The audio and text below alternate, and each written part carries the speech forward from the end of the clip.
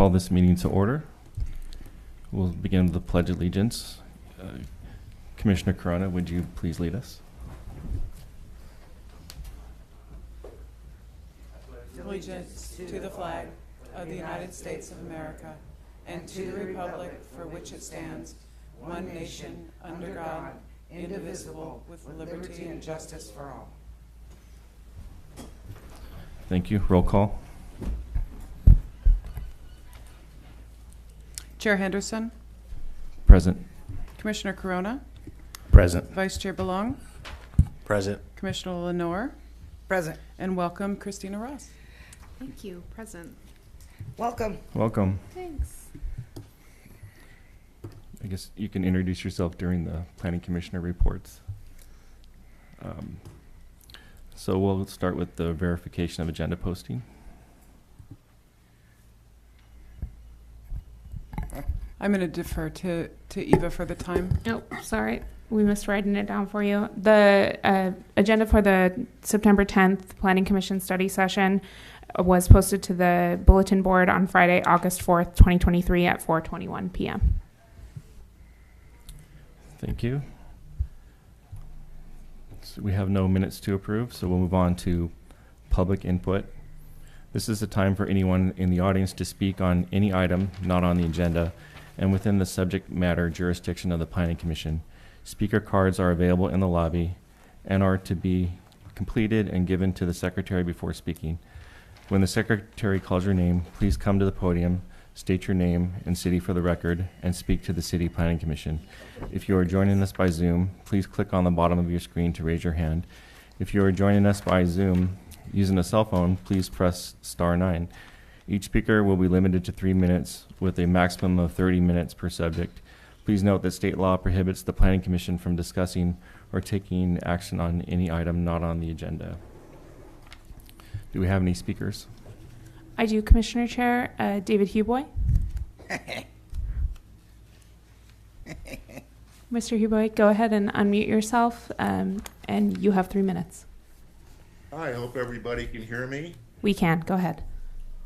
I just wanted to say is that, and I hope this is the appropriate time to do this, is that little did I realize that June 22nd was my last Planning Commission meeting.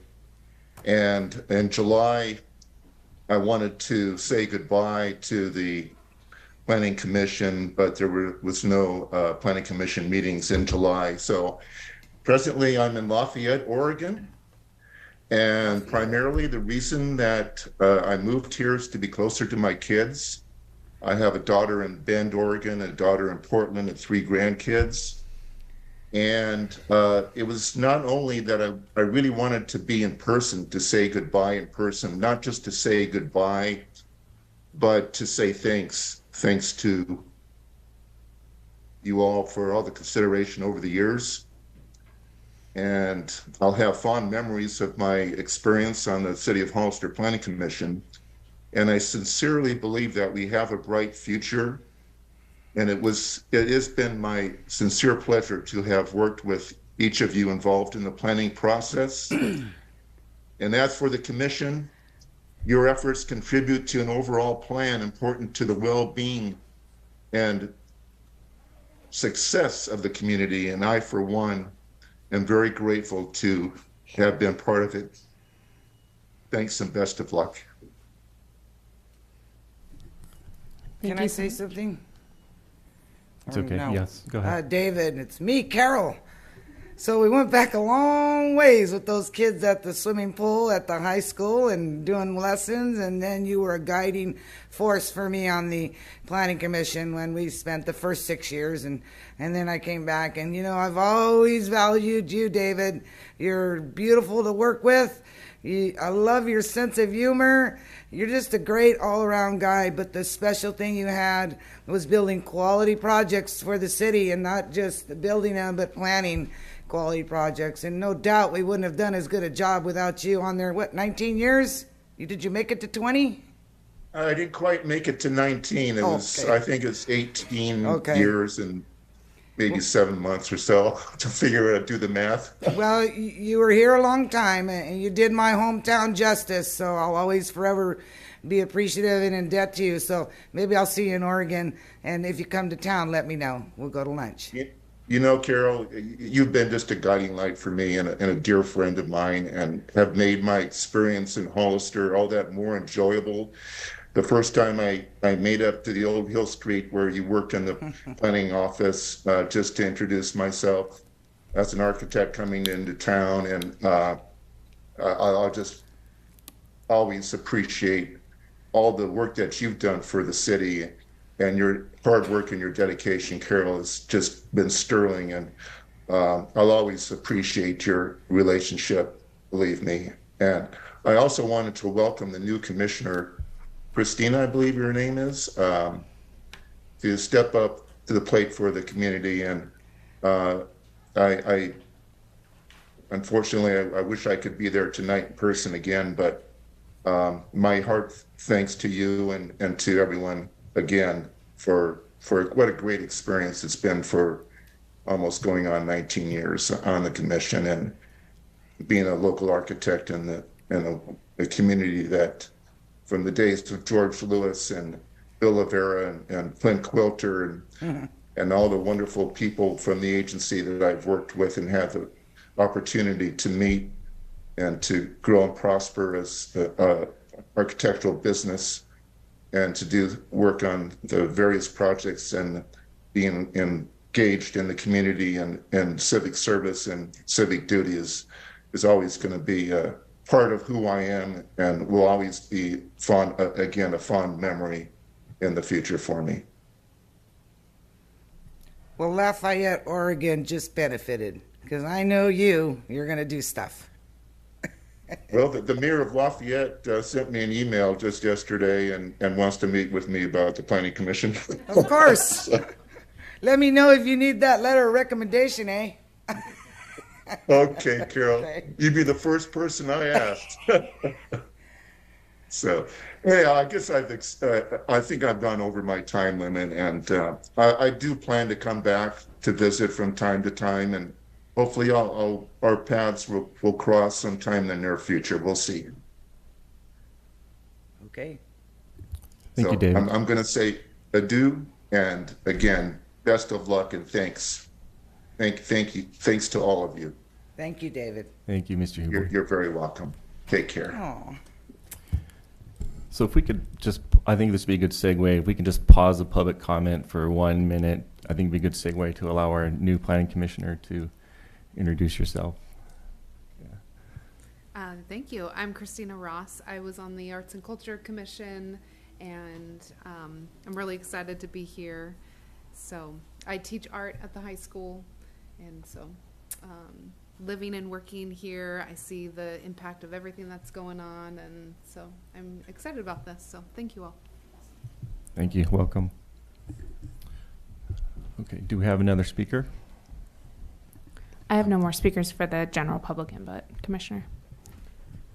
Thank you. We will close the public input at 6:10. We will move on to public hearings. Item number 1, City of Hollister Draft 2040 General Plan Update, Draft Climate Action Plan, Draft Agricultural Preservation Program, and Draft Environmental Impact Report. All right, so I'll let the staff take over at this point. Thank you so much, Chairperson Henderson. I'd like to introduce David Early from PlaceWorks, who is our lead consultant on the General Plan Update, Climate Action Plan, Agricultural Preservation Plan, and the Environmental Impact Report for the project.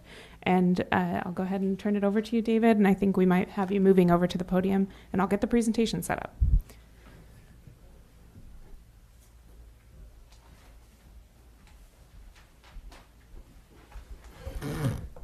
Thank you very much, Eva. It's a pleasure to be here this evening. I'm David Early, and I'm a principal at PlaceWorks, one of the founders of the company, and we, for the last 3.5 years or so, have been your consultants on the preparation of the general plan. We have before you tonight a draft, which is both a draft EIR and a draft general plan.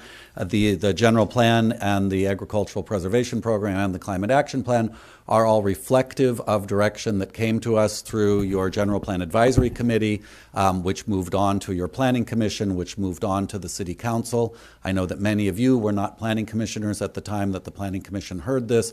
I know we also have new City Council members.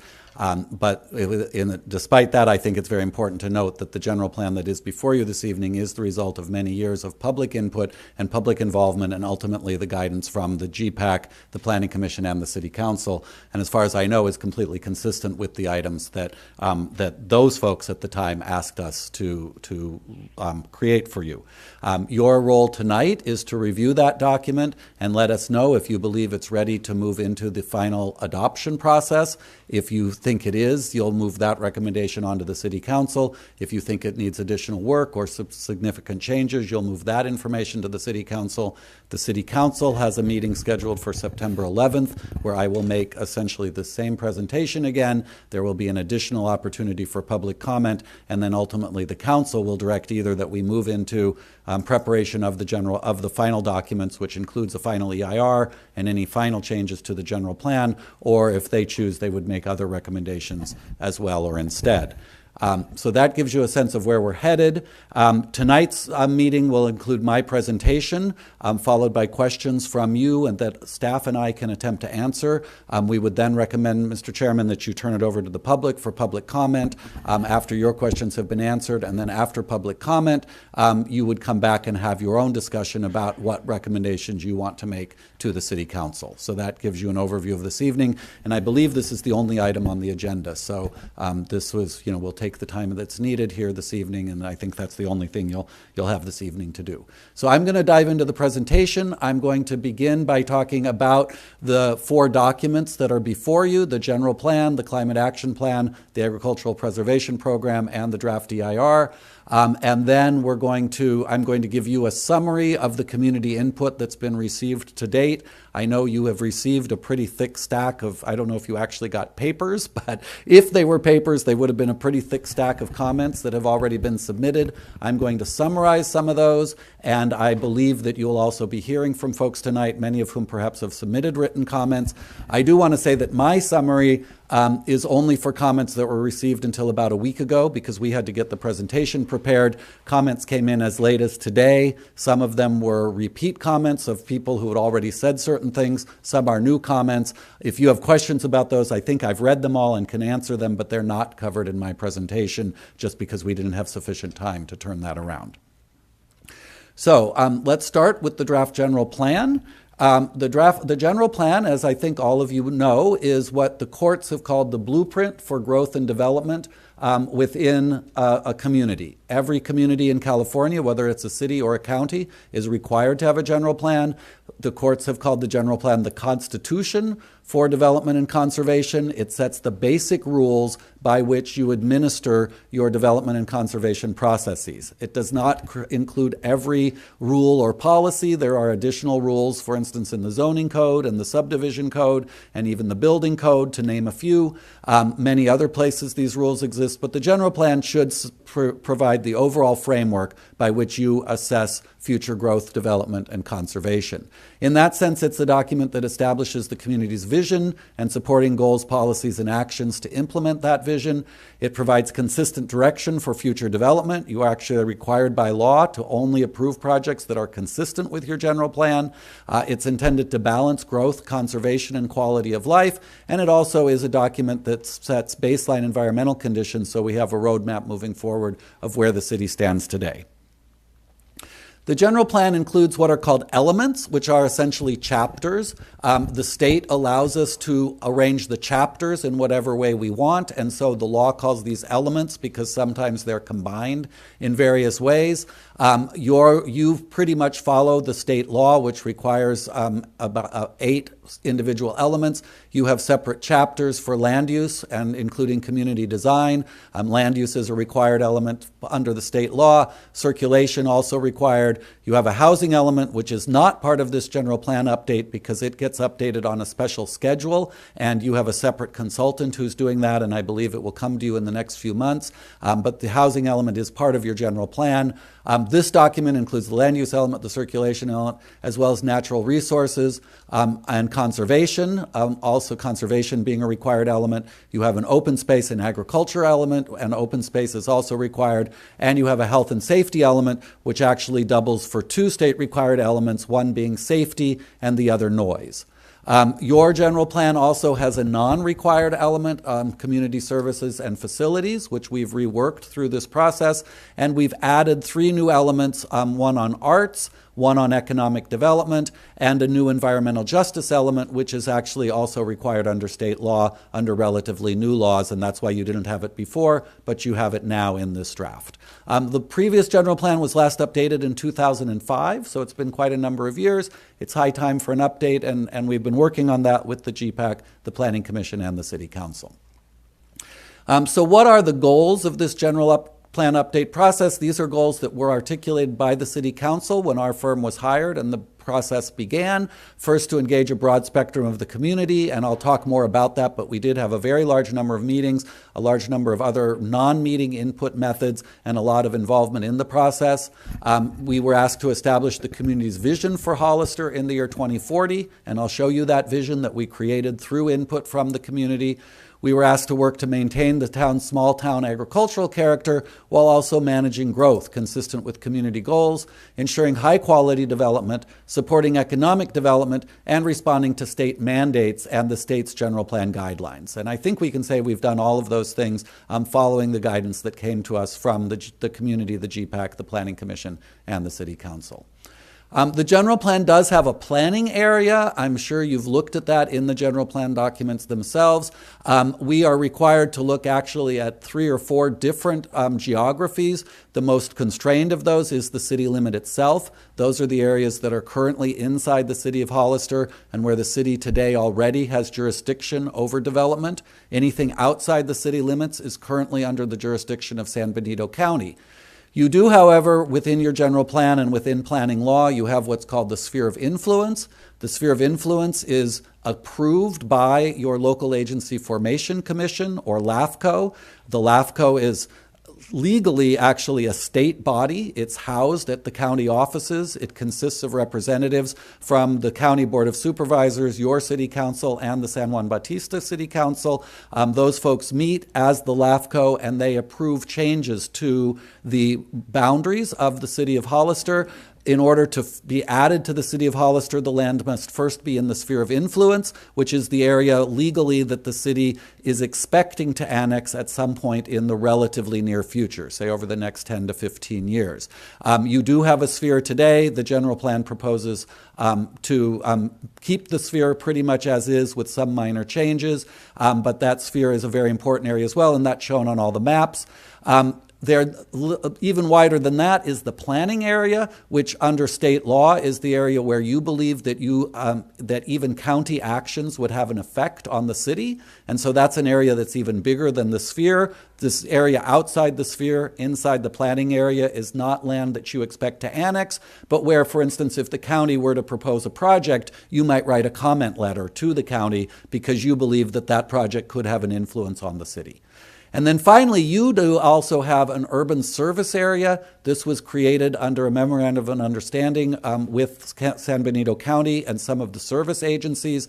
That urban service area is larger than the sphere and smaller than your planning area, and in fact has some legal issues about it because it suggests that you would be providing urban services into that area that's larger than your sphere, which is actually not allowed under state law. So you do have this urban service area, but it's not really part of our general plan because we don't know how you would legally implement it, and so it's not a focus. We're focusing on the city limit, the sphere, and the planning area.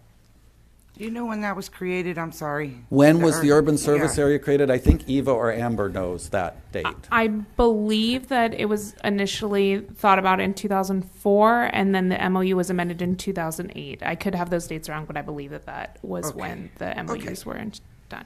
Thank you. Just wanted to ask. All right, so I mentioned already that there have been significant public involvement on this process. We've held 9 individual workshops and events. Unfortunately, because of the pandemic, most of those were via Zoom, but we did have attendance at all of them. And we have had in-person events, both a little bit right at the beginning of the process, right before the pandemic started, and then again since the pandemic has somewhat alleviated. We've also had 2 different opportunities for people to fill out surveys and questionnaires used online on our general plan website. We have had a general plan website, and I know we've had lots of traffic with people looking at the website and learning about the process then. We had a series of 8 meetings with the General Plan Advisory Committee. We've had 3 meetings prior to this one with your Planning Commission and 4 meetings already with the City Council. So there's been quite a bit of public involvement and public input as this process has moved forward. I mentioned the website. This is a screenshot of the splash page of the website. It's called Hollister2040.org. I think most of you and most members of the audience are familiar with it, but I just wanted to make sure people understood that that does exist, and it's gotten quite a bit of traffic and interest since the time that we first put it together several years ago. This is an overview of some of the general plan tasks and process that have gone into creating this. We've had input from staff, from the GPAC, the community, the Planning Commission, the City Council. We went through a process of establishing baseline conditions that's both useful for the general plan and the EIR. We created the community-wide vision, which I'll show you in a moment. We drafted a series of policy options to address issues that people had identified through the baseline conditions work. We then went with the GPAC and then subsequently the Planning Commission and the City Council to talk through all of those individual policy options and get guidance regarding them. Once the policy option guidance had been given and we had decisions about all items, we prepared the general plan, we prepared its EIR, and we've now in the process now of finalizing the general plan in response to first your guidance and then ultimately City Council direction. This is the general plan vision. I know there's a lot of words there, but I want to point out that although the document is quite thick, and Carol held it up a moment ago, the vision actually fits on about a page and a half. And so it is a very succinct statement compared to the rest of the general plan that talks about where the city is trying to go through the year 2040. And you can see as it's written here that Hollister sees itself at the heart of San Benito County, a welcoming place where people can live, work, and play. People make a choice to live here because of the strong sense of community, diversity, and wide range of housing types for all income levels. It's framed by the Diablo and Gabilan ranges with surrounding agricultural landscapes, preserving its historic past, and ensuring that new development complements the existing historic setting. Hollister is known as an innovation hub and is wanting to attract businesses to the downtown, the industrial parks, and the airport to create additional high-quality jobs for a diverse labor pool. There's also tourism that the city seeks to take advantage of, particularly with Pinnacles National Park, the Hollister Hills State Recreational Vehicle Area, and surrounding wineries. And the vision to have even more high-quality jobs means that residents can work locally, freeing up time that would otherwise be spent commuting. And I did spend over an hour just getting here from Gilroy tonight, about 15 minutes, so I'm very aware of these commuting issues that the city is seeking to address. The vision goes on to talk about transportation, travel by car, bus, bicycle, and on foot, all being easy in Hollister and working to make that more the case in the future. That community life will flourish with a vibrant historic downtown, a lively art scene, inviting parks and public spaces, and activities and services for people of all ages and all types.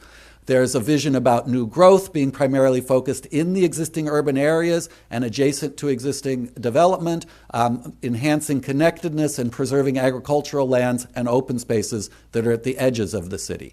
And a further vision that the city will be coordinating with the county and other local agencies to ensure that growth is well planned, sustainable, and provided with needed services and resources. And the vision concludes by saying that Hollister is a unique and diverse city that is and will remain a place for generations to come that they can call home.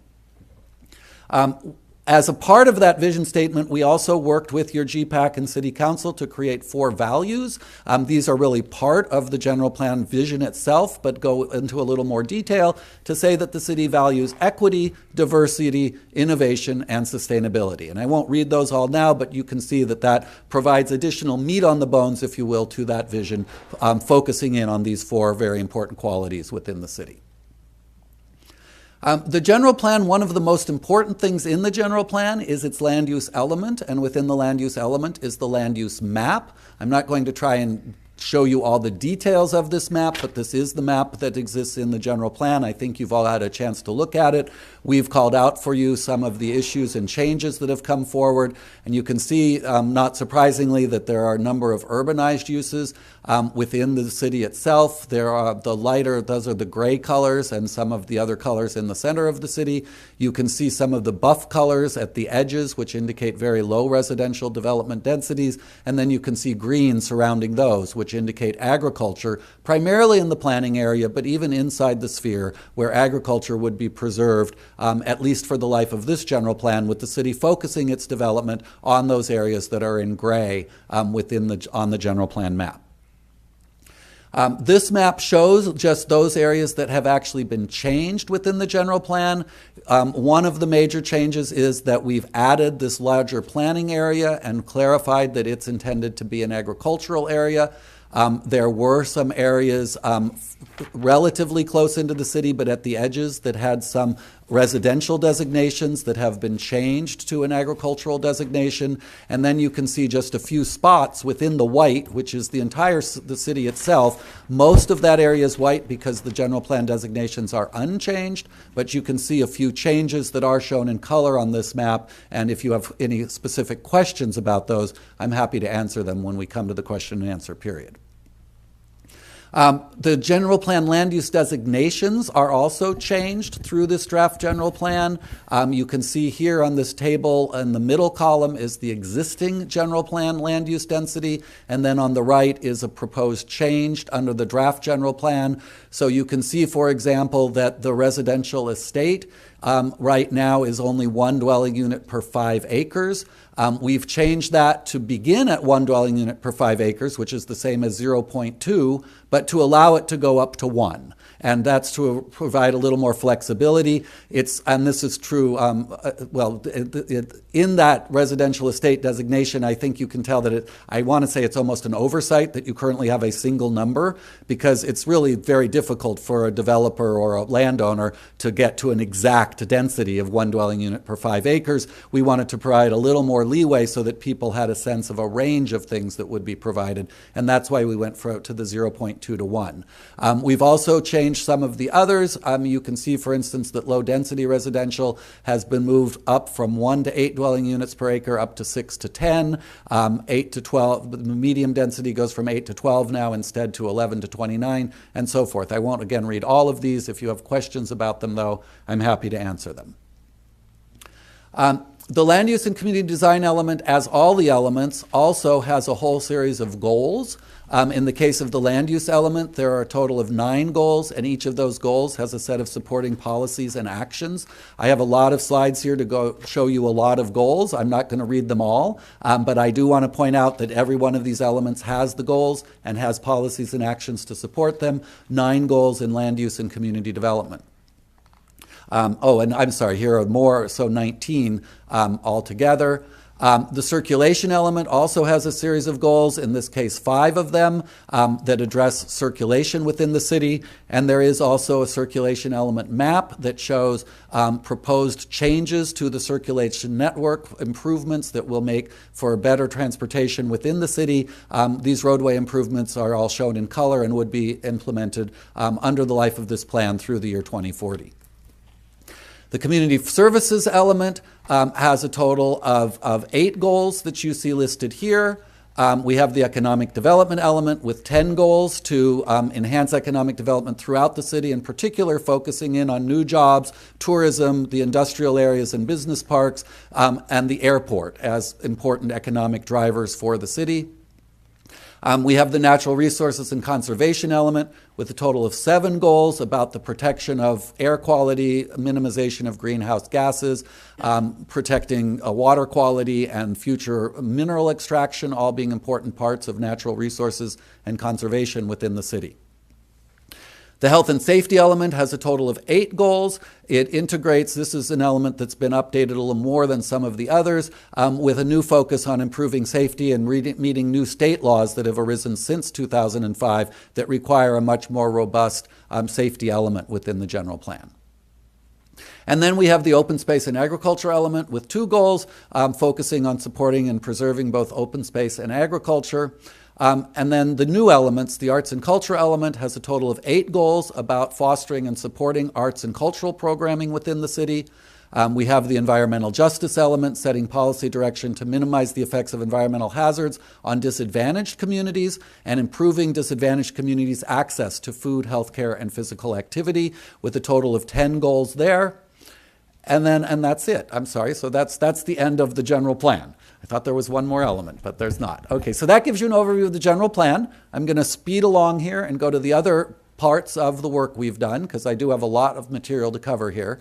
The Climate Action Plan is before you as well. This is a strategic plan intended to reduce the Hollister's community-wide greenhouse gas emissions and to increase resilience, by which we mean the ability of the city and its residents to respond to changes that are happening because of climate change. We've all heard about the fires in Maui. That's an example of the kind of things that are happening due to climate change, and we're seeking to make the city more resilient as it plans for those kinds of changes over the next period of time.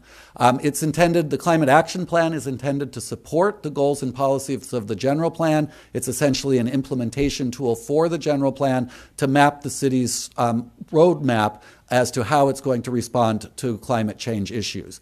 It includes an assessment of both current and future greenhouse gas emissions. It sets targets for reductions in greenhouse gases, and it includes strategies to reduce greenhouse gases and meet those emission targets. This is a little chart, a lot of numbers, a lot of pictures here, but that shows you for the period through the year 2045 what actions the city needs to take in order to lessen its greenhouse gas impacts. You can see on the colored bars projections as to how emissions might change over time through the year 2045, and under what we call a business as usual scenario, you can see that they would continue to go up quite a bit, even from today. The year we started this work in 2019, still a very significant increase by the year 2040. But we also show you that orange line, and the orange line shows with the implementation of the measures that are in the Climate Action Plan, we expect that emissions can be curbed quite a bit and will actually decrease very much down to almost zero by 2045, provided that we are successful in implementing all these measures. So the measures the targets are based on state law. AB 1279, Assembly Bill 1279, established a statewide goal of achieving net carbon neutrality, which means net zero emissions by 2045, reducing greenhouse gas emissions by 85%, and that is what this plan will do if implemented. So that's the goal here, following state law, which sets out what we need to be doing. And it has a series of strategies in it. There are 8 sectors, and within those 8 sectors, there are 33 separate strategies. You see the 8 sectors here on the right: sustainable energy and carbon-free energy, transportation, off-road equipment, solid waste, waste and wastewater, natural resources and agriculture, and governance and leadership. And within each of those 8 sectors, there's a total of 33 strategies, and each of those has a set of actions, performance assumptions, indicators, and implementation details.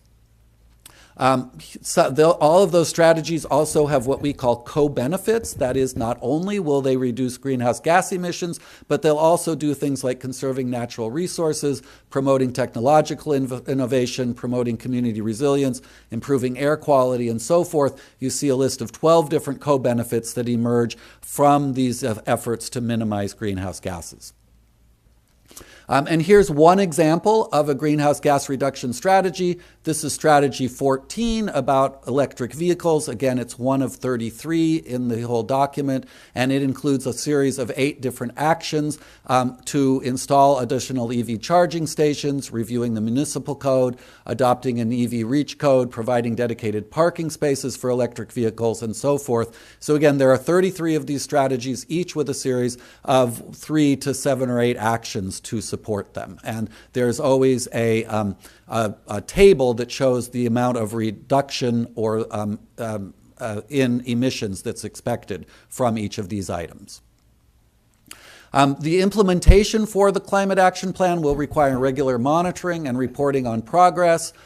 There are implementation strategies about staffing, reporting, funding, collaboration, and plan maintenance, and the city itself will need to implement those to make sure it watches how the Climate Action Plan is being implemented. For each of the strategies, we do have an action plan that identifies the responsible departments within the cities, within the city, how to track indicators of implementation progress, any partner agencies, the time frame, and funding options to achieve implementation. I'm going to go now to the Agricultural Preservation Program, the third of 4 items I'll be speaking to you about. For the agricultural program, the City Council did ask that we get this started already. It is an item that's inside the general plan that the city would adopt an agricultural preservation program, and at the City Council's guidance, we have gone ahead and created that program. It's intended to at least partially offset the loss of agricultural land as urbanization occurs. I think we're all familiar with the fact that many of the homes in Hollister are built on what was once agricultural land, and agricultural land has been converted as a result of that new development. This ordinance would, while allowing development to continue, it would also require that for every acre of land developed with new housing or other uses, 2 acres would be preserved in a mitigation bank that would be in perpetuity to ensure that agricultural land continues to be a part of Hollister's future. This is obviously those dedicated lands would then be protected from urban development, and that then means preserving land through agricultural conservation easements. At the City Council's direction, the ordinance requires a 2-to-1 dedication ratio. Again, for every 1 acre developed, 2 acres would need to be set aside within conservation easement as part of the basic policy of this plan. There is a geographic area for the program. It applies to any development that occurs under city auspices, which are presumably within the sphere of influence and in current agricultural use. But the mitigation lands, the preservation lands, can be anywhere within Hollister's planning area, which is that broader area that I showed you, and that's shown in dark purple and green in this map. And eligible lands need to be farmlands with class 1 or 2 soils, or rangelands or orchards. So there's a number of different types of land that can be included, and that includes, honestly, most of the undeveloped areas outside of the urbanized city. The ordinance also has other requirements in it, that the lands must be in agricultural use or be able to be brought back into agricultural use within a year. They have to be served by an adequate water supply to support agriculture as well. So that is the agricultural plan. I want to mention, just for the record, that there was a comment letter today received from the San Benito Agricultural Land Trust, primarily supporting the ordinance, but with some specific comments as well. I won't be talking about that later because we just got the letter today. And then the last item to talk with you about is the EIR, and then I'll be looking at some of the comments. The EIR is a public disclosure document that's required by law and is prepared under the state's environmental protection law, which is the California Environmental Quality Act. It is only an informational document. Before you can act on the general plan, you and ultimately the City Council, you will need to certify the EIR as a document that discloses potential environmental impacts, identifies mitigation measures, and describes alternatives to the proposed project. But once you have certified that EIR as an adequate disclosure document, that doesn't mean you're necessarily going to approve or deny the general plan itself. You are not allowed to consider approval or denial of the general plan until you act on the EIR. Once you've acted on the EIR, you then have a record of what you understand to be its environmental impacts, and then you can take action to either approve, modify, or deny the general plan itself. So it has to be that 2-step process. That's how state law lays it out. You do the CEQA document first. Once you've certified the CEQA document, then you consider project approval. This, in this case, is a program-level EIR. That means it does not try and look at individual projects that might be built on a single parcel of land, and instead it's a document that looks at a programmatic level what impacts might occur from the overall amount of development to occur under the general plan. So it summarizes the amount of development potential. It quantifies the number of new residential units, the square feet of additional commercial and non-residential areas that would be built. It looks at other regulations that are considered in the plan, and it makes overall findings about how that would have environmental impacts. And here you see the environmental process. We began with a notice of preparation and a scoping meeting several years ago. We did the actual environmental review, and when that EIR was published, there was a 45-day comment period on the draft EIR. That comment period closed on June 30th. We had hoped to hold a hearing on the EIR, but there was not a quorum at the Planning Commission, and no public hearing is required under state law, and so the city has elected not to have a hearing, but I know people had quite a large amount of time to provide written comments, and we did get quite a number of written comments on the EIR, the draft EIR. We will be responding to all of those comments on the draft EIR in the document called the final EIR. That document is actually almost complete, and it can be published as soon as the council acts on September 11th and informs us of any changes they want to make to the general plan. If we need to reflect those in the final EIR, we will reflect them, and then we would be in a position that, assuming it's still on the docket, we would then publish the final EIR. When you go to take final action, you will review the draft EIR and final EIR. You will certify them. That's shown at this Planning Commission meeting, and then the City Council in the end would certify the EIR and then act on approval of the general plan. The EIR evaluates about 15 separate topics. You see them all listed here, or arranged in alphabetical order, all the way from aesthetics at the beginning of the alphabet down to wildfire at the end of the alphabet, and it provides a very in-depth assessment of impacts in each of these items. The comment period did close on June 30th. We did receive a number of comments that you see listed here from government organizations, from private organizations, and some members of the public.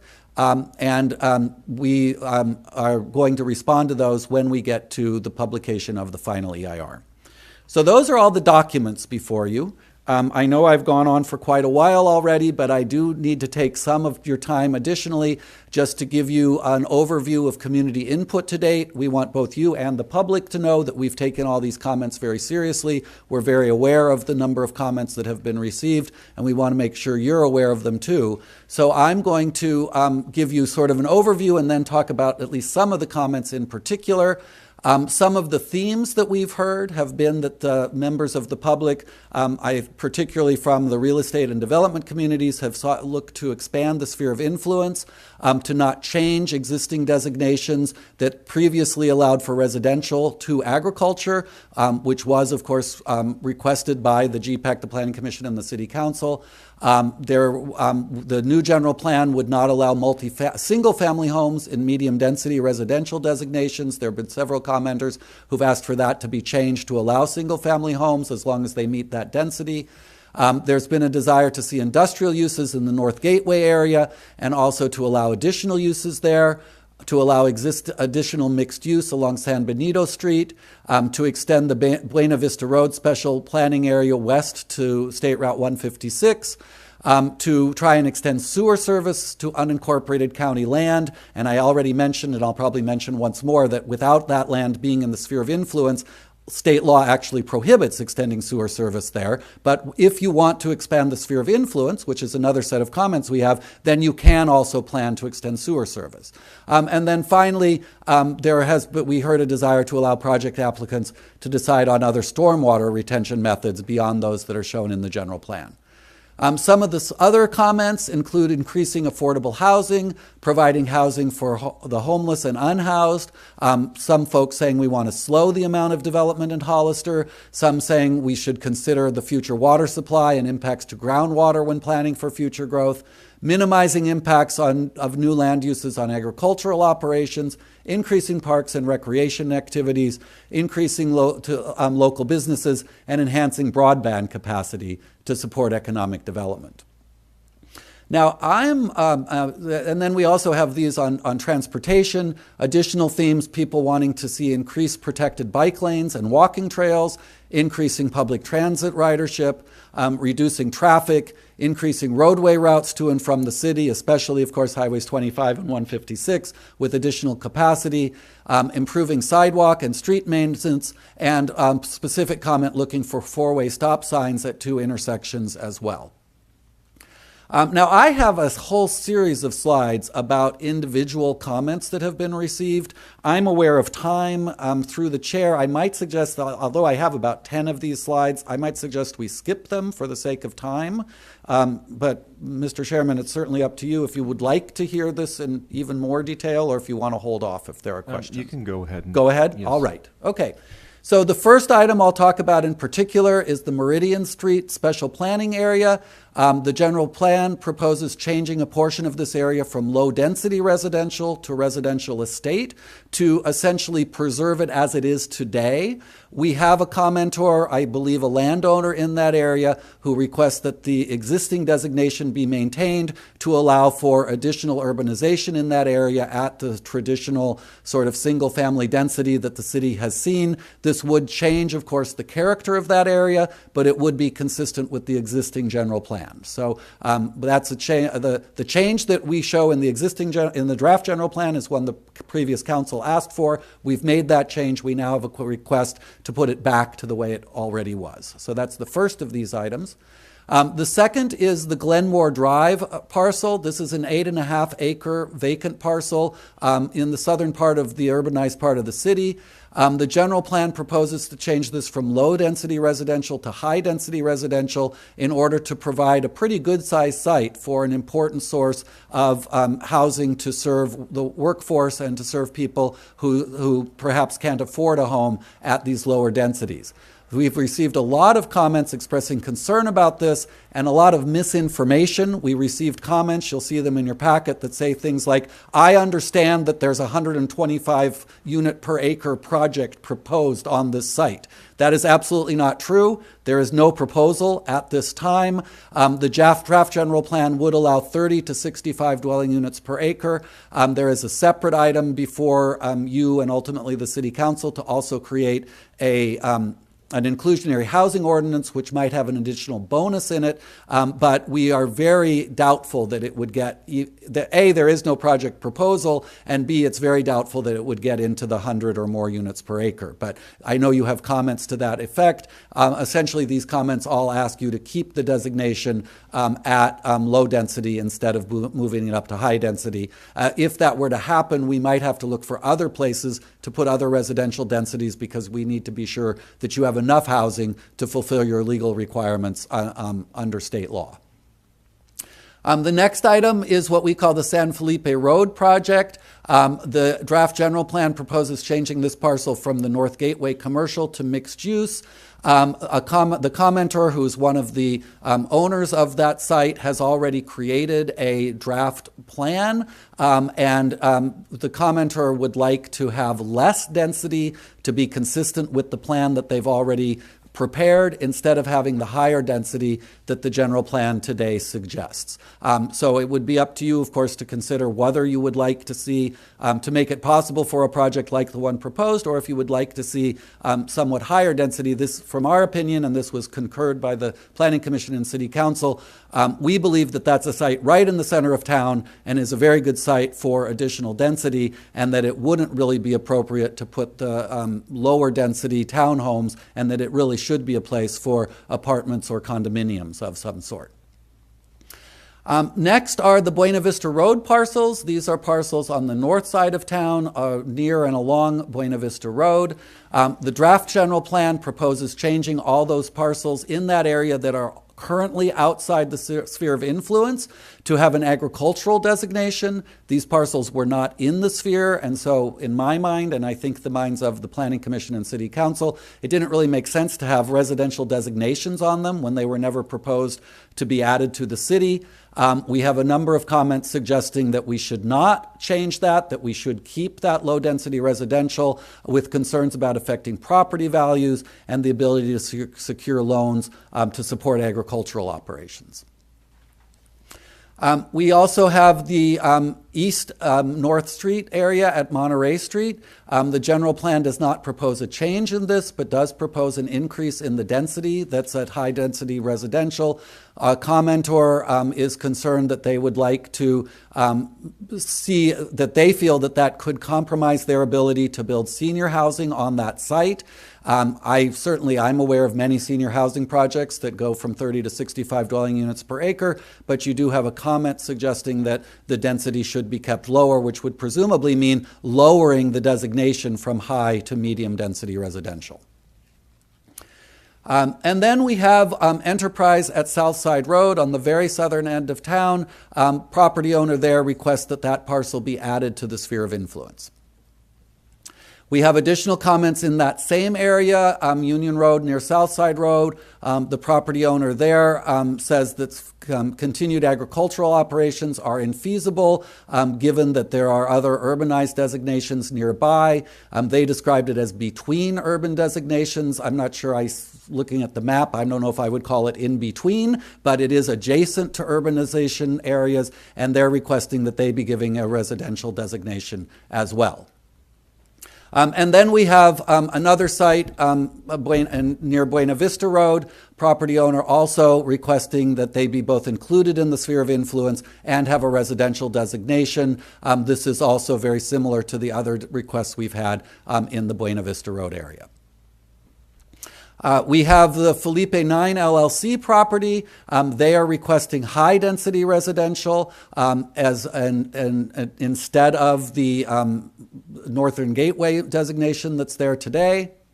And we have San Felipe Road at McCloskey requesting that rather than having the North Gateway designation, that that be converted to an industrial designation instead.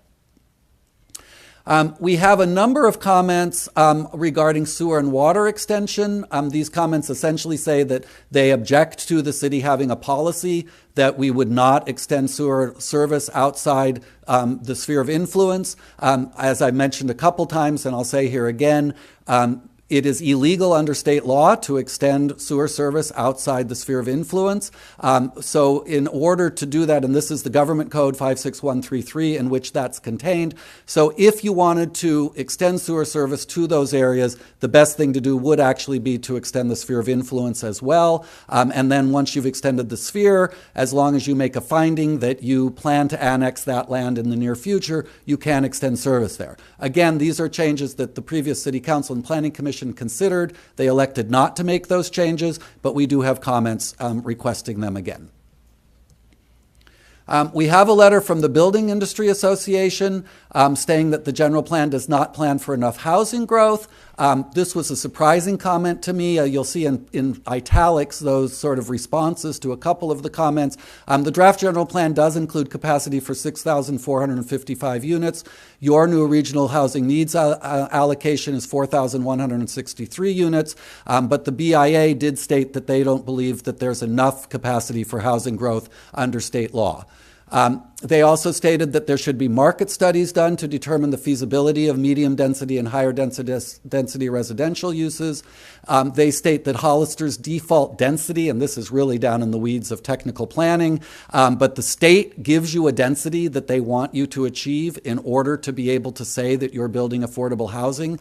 Hollister was recently changed from 20 units per acre to 30 units per acre. It appears that the BIA may not have been aware of that change. They make a comment that you could go as low as 20 units per acre and still get credit for affordable housing under state law. That's actually not true. It does need to be 30 units per acre.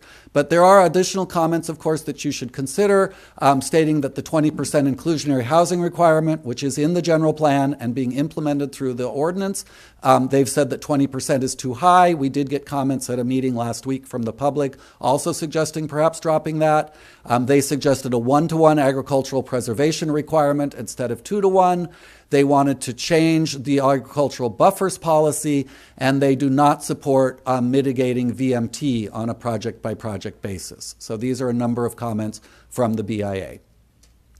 The San Benito High School District has also submitted a letter. They point out they have 50 to 70 acres for a possible future high school site that's at Buena Vista Road and Union Road. It's a fair ways outside the city. They're requesting that you be able to extend services. I'm sorry, I misspoke. That's to a parcel on Best Road. I've combined, let me start over. They first requested reserving at least 50 to 70 acres within each of Buena Vista Road and Union Road special planning areas for possible future school sites. They have also pointed out that they have a school site out at Best Road that might become a high school in the future. They would like to extend the sphere of influence that far to allow the extension of sewer service to that site as well. And they've also asked for 2 changes to a couple of policies that we could certainly consider as well.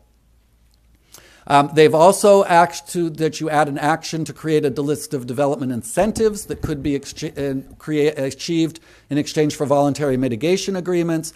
They've requested an action requiring the city to participate in an intergovernmental committee comprised of the school district, city officials, and county officials about coordination of general plan projects, and adding a policy requiring every developer to participate in a mandatory meeting with the district to discuss voluntary mitigation options. There have been a number of other requested policy edits. I got a couple of slides here of them. I think you've seen most of these in the comments.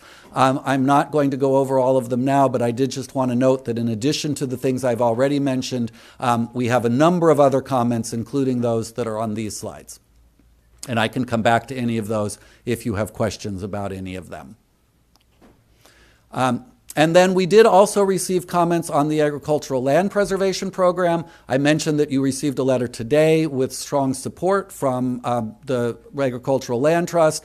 But we also received comments saying, for instance, and I already mentioned some of these, that the 2-to-1 dedication requirement is too large, that lands inside the city's planning area are too expensive, and that more remote properties should be allowed for agricultural preservation, and stating that a minimum parcel size of 20 acres is going to make it too difficult to find suitable parcels. That is almost the end. I just want to mention next steps. We did already close the draft EIR comment period on June 30th. I mentioned that final EIR preparation is underway. Tonight, you will take public comment, and then you will give direction on changes that you would like the City Council to consider. We have a City Council review session on September 11th, and depending on the outcome of that session, we will be ready to move into finalization of the final EIR, finalization of any changes that the City Council asks for, and then publication of both the revised draft general plan and final EIR, with hearings expected in October and November. I should say, if there were very significant changes, some of the changes tonight, if you add all those up, they might require us actually to recirculate the general plan and recirculate its EIR, but that's not something we'll know until after the September 11th meeting. So with that said, that is the end of my presentation. I can remain here for any questions that you have, and then I'll sit down for public comment, but of course I'll remain available for the rest of the evening for any other issues that come up, and I'll be taking careful notes as well. Okay, thank you. So now it's opportunity for the commission to ask questions about the presentation we just heard, and also any questions about the 3 documents. Exactly. Okay, that's exactly right. If you have comments on them, I would encourage you to hold those until after you've heard from the public. Yeah, correct. Please refrain from any commentary until after public. So I'll go ahead and start. One question I had was, is the sphere of influence, is it limited to areas that are eventually going to be planned for annexation, or can it just be an area that the city has an interest in, wants to have influence on what happens there, but not necessarily planning to annex? By law, it should be the area that the city plans to annex. I can point to exceptions to that across the state. There are places where the sphere of influence includes lands that cities don't intend to annex. I can't tell you what your LAFCO would do, but the law says it should be areas that you plan to annex relatively soon. Okay, thank you. Here's an easy one. So you mentioned broadband, increasing broadband. So what would be how could broadband be increased here? Well, the specific actions that would need to be taken are actually to lay additional fiber optic cable, and that could occur through the private sector. It could occur because the city might take actions to meet with fiber optic purveyors and encourage them to build or deploy here. And it could be that the city would actually put money into such an effort. So the general plan isn't specific about those items, but we do have comments, especially saying that maybe more should be done. And we already do have actions to say that the city would work on this, although not being particularly specific. Okay, thank you. So my next question is regarding page 40, I think it's page 41. I'm going to grab my documents. Yeah.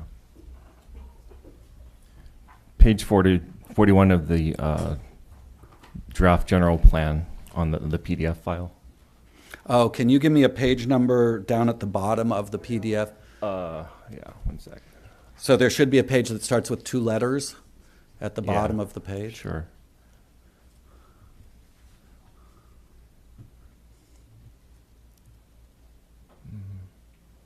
Well, it's basically, I want to ask about policy LU 1.5. Okay, great.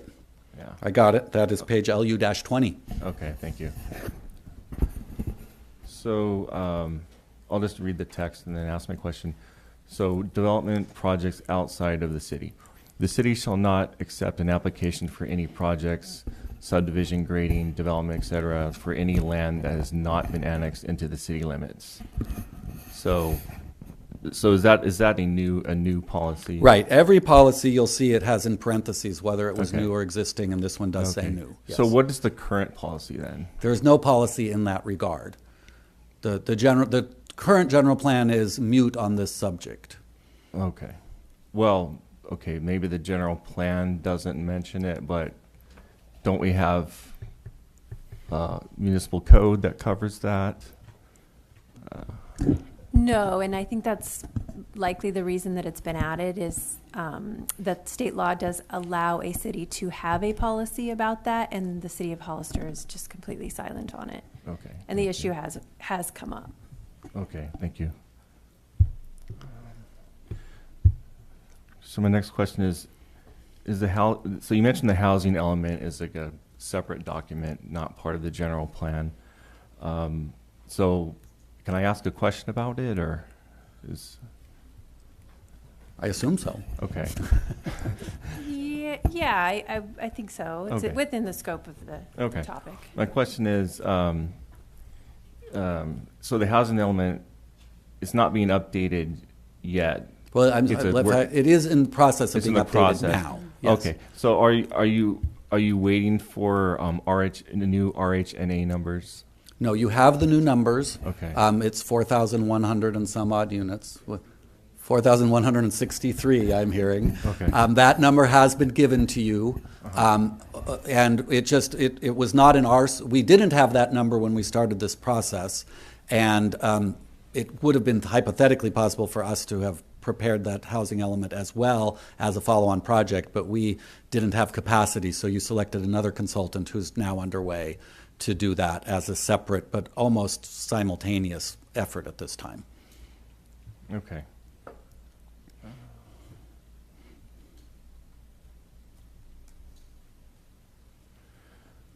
So, how often does LAFCO determine the sphere of influence, and when will they look at this again? Someone else should help me on this, but I believe they only look at this at your request, and you can make a request at any time. I don't know if they locally have a limit on the number of times. I'm not aware of one. I will mention there is a requirement for a thing called a Municipal Services Review, MSR, that some LAFCOs keep them up to date all the time, and others require you to create a new MSR at the time that you propose an annexation. So the MSR looks at, do you have capacity in your fire department, your police department, water, sewer, and so forth, to actually provide services to these areas. Once the MSR is done, then the LAFCO can act on your annexation, or either an annexation request or a request to change to the sphere. Okay, thank you.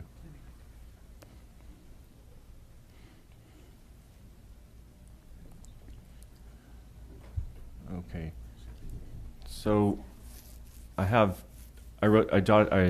quoted some text. I'm not sure exactly which part this came from, but I have a question about it. So the quote is, for areas outside the sphere of influence, the city council directed staff. Okay, I know where this is from. This is from this is from the packet, the agenda packet, staff where you report gave a right. summary Yeah. of how we got here.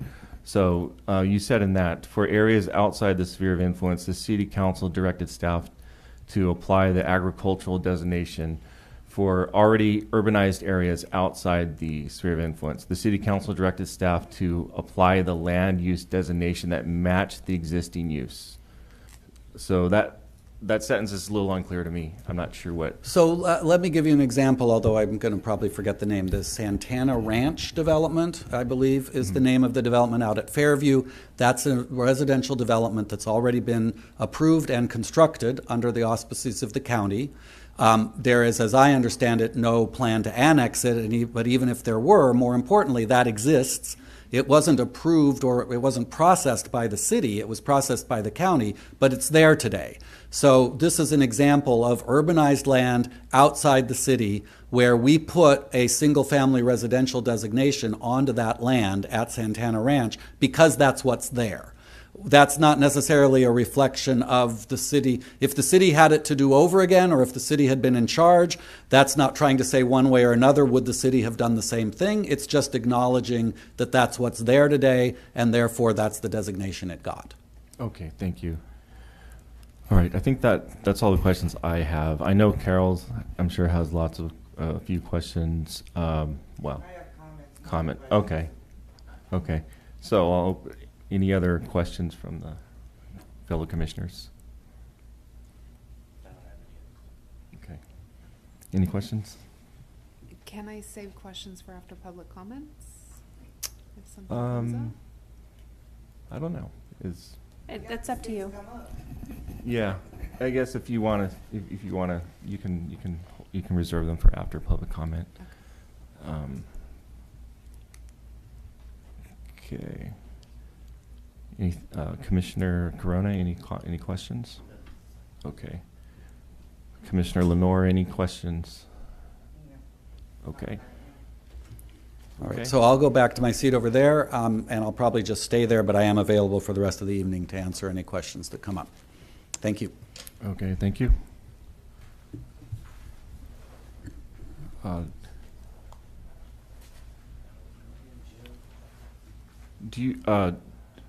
Do any of the commissioners want to have a couple of minutes just to review these new pages we just got?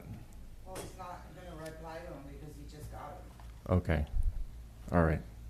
Yes. Okay. So we'll go ahead and. And the one, Dr. Cyrax, we had already gotten. So Okay. Let me ask you this, Chairman. Do you want to go element by element, or how do you want the comments to come? Well, we need to have the public comment Oh, first. Okay, I'm sorry. But when we get there, I would think about that. Yeah, I'll think about that. So yeah, I think I'd like to take 5 minutes to just allow us to review the paperwork that we just got, because I think it's important that we consider all the input. So let's take 5 minutes to do that. Thank you.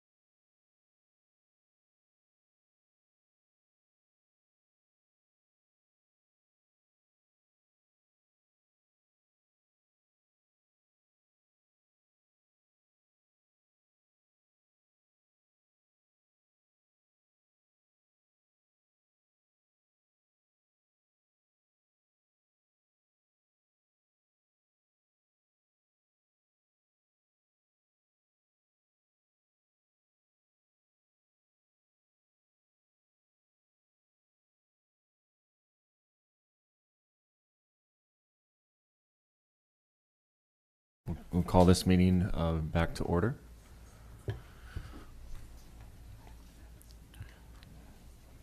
So this is now opportunity for public comment about this agenda item number 1. So do we have any speakers? I do. I'll first acknowledge, as has been mentioned a few times during the presentation, we did receive 4 public comments written since the publication of the agenda packet. So we received a comment from the San Benito County Agricultural Land Trust. We received a comment from Mr. Alex Siwak. We received a comment from Sarah Steiner. And we received a comment from Deirdre Ryan. So copies of those have been provided to the Planning Commission and are available to the public as well tonight, but those were comments received after the publication of the packet. And then as far as public comment goes, I'll go ahead and start with the comments in the room, and then we'll move to the Yeah, Zoom. let me just pause you for 1 sec. I just remembered I need to disclose that I did have a meeting with the Orozco group. They're one of the groups that submitted feedback. So Great. just to clarify their letter. Okay, great. Any other disclosures from the commission? I had a meeting with them as well. I did not meet with them. This was cleaner for me. Okay, so we can have the public comment. Okay, great. Thank you. We'll start with Lynn Overtree.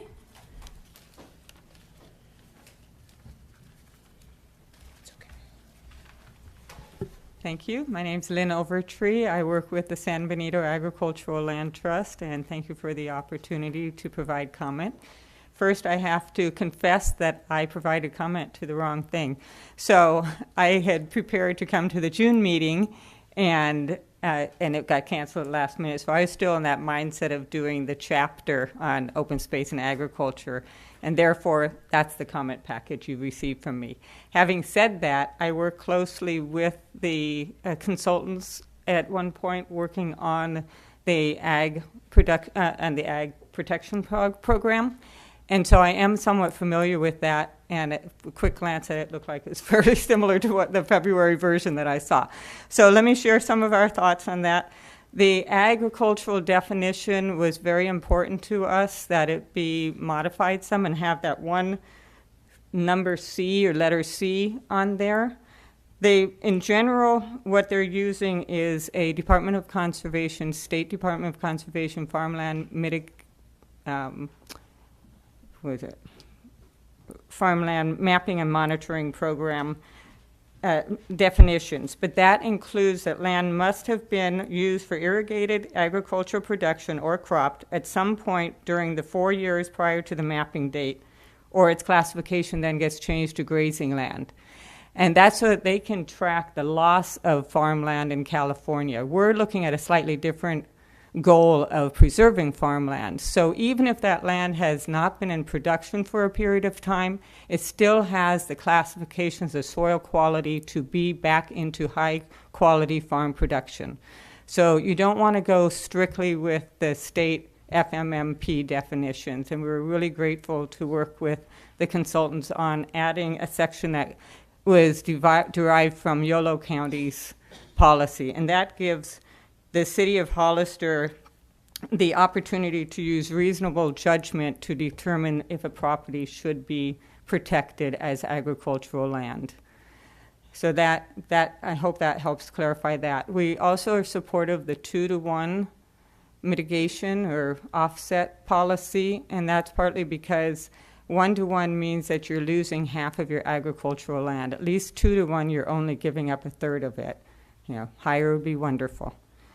I see that my seconds are closing out. I would also just notify you that the county is submitting a grant for a plan and to develop their agricultural element, and I hope that there's an opportunity for the city to work with them if they are awarded that grant. So thank you very much for your time.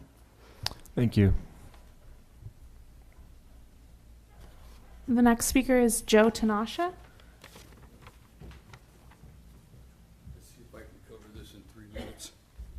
I'm bordered by quite a bit of this plan, and I think what you guys need to look at is This thing, city limits should move across Union Road, all the way to Enterprise, all the way to the houses on South Side, all the way to the river, fill it in. The deal he showed up here, that ag ground that's mapped out there coming in, you need to go take a look at it. 3/4 of it's river bottom. Same thing on Buena Vista. You have a corridor goes out to 156, so the city can eventually build a road that goes to 156. Maybe they can get Caltrans to do something for an intersection, but have a corridor. Over here on, I got a situation over here on Chapel Road that everywhere I farm, I got the city next to me. I got people. I got problems. I got food safety problems. Today we had a food safety inspection. First ranch I go to, somebody's stinking cats in my field. That's a no-no. Something happens, I'm the liable party. And you got people here designing a program that in the best interest of preserving farm ground and everything, but they're not in the agricultural position that ag is these days, trying to make a living. I got property over there off Union Road that belongs in the city. They forced me to be that way. The county was allowed to build on the side of me. The school is allowed to build on the side of me. People are all around me. This city needs to take and move your sphere of influence or city limits all the way to Tres Pinas. Fill it in. And don't preserve. Should I preserve ag ground? I want to keep farming. I'm all for it. I don't want to sell my property, but you're forcing me. I don't have any economic viability over here or 20 acres on the other side of town. But why would you preserve farm ground inside a planning area? I don't understand. You want to maintain a small town ag character, but until you get the county and the city to work together, it's not going to happen. I'm out there with a roundabout going in, and they're going to dump the water on my property, and Caltrans doesn't care. They can't dump water on private property, but they're going to do it. Then they're going to come back in 10 years and build an overpass and go cost some of the primest farm ground in this county because nobody around here has the guts to stand up to Caltrans. And that continuously happens. And I know this is a plan and it's something to do, but it's got some issues. But I need to get these city limits and sphere of influences over some of my property because I don't want to develop them. I don't want to sell them. But I got to have the opportunity to be able to stay in business and reinvest that money. So, any questions, feel free to contact me anytime. Thank you. Thank you. Thank you. The next speaker will be Carson Clower.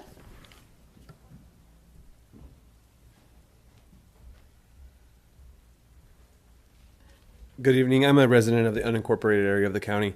The first thing that I thought of when I was listening to the presentation, which was a really great presentation, so I appreciate that, was maintaining small town agricultural feel.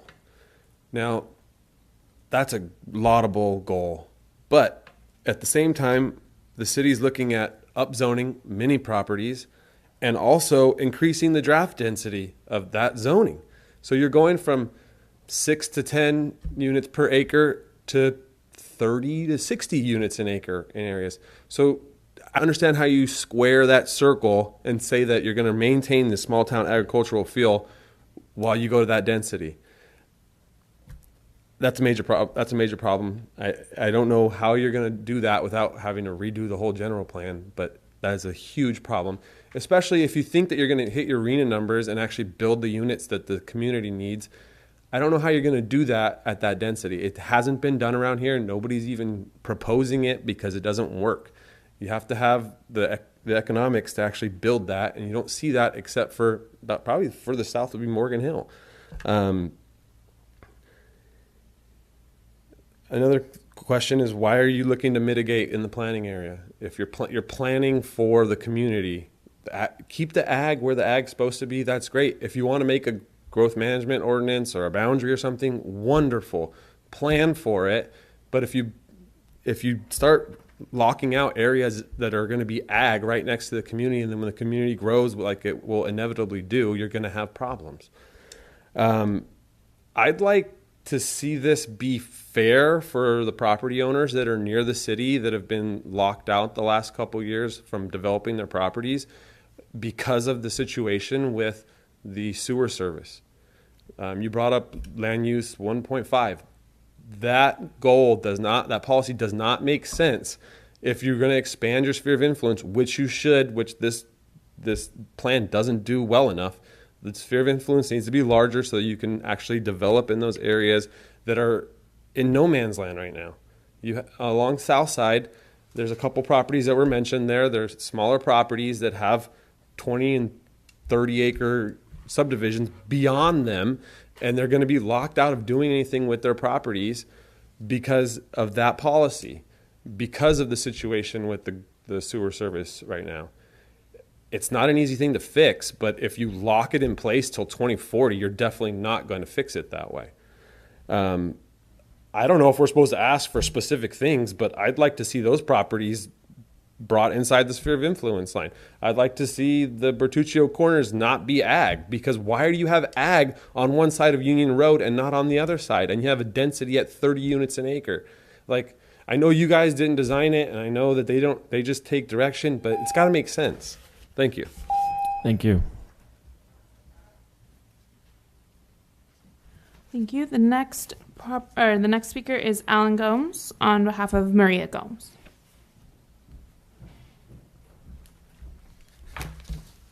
Hi, evening all. I have a letter I submitted already. I'll give you a copy of that, and I don't want to say what I already wrote because I think it's more important to focus on a couple comments, some of which we just heard. My mom lives at 1660 Buena Vista. We were one of the slides up there. My dad was a farmer. Most of my folks came from Portugal in their 20s. Hollister is the American dream. My dad and his partner bought what was about 26 acres of land. They grew apricots, they built a home, they built a family, and they were able to make a living here. As time's grown, and it's a comment that we heard a couple times before, farming's changed. When I was a kid, my dad said, "You're good at school, you could keep doing this, but it's hard. Go to school, do that." My mom lives on 13 acres now that is exactly adjacent to a property that's being developed. We're on the outside of the wall. My mom's 78. She didn't want to come up and talk. She has a well that's now on city property that services our home and two others. She's the one who has to go fix it every time. If our property's kept, rolled back to ag, because in 2005 it had been low density housing, like you heard before, it's until 2040. It's a long time for my mom at 78 to go keep fixing the well when the water goes down. And I know being put in the sphere of influence doesn't guarantee anything. There's other steps. But without that step, we don't have a chance. And sort of not in my letter, but what was being said before in the last two comments is what's being preserved. We rent that land to a row crop farmer that farms massive swaths of land. You don't get much money for that. You're not preserving what used to be there as that farming dream. You're just trying to make something of your land. And if he weren't to rent it, my mom's not going to farm it. What are you going to do with a 13-acre parcel in that space? So I'm going to leave it at that. I'll give you guys a copy of what I wrote and submitted that show those maps. And thank you for your time. Thank you.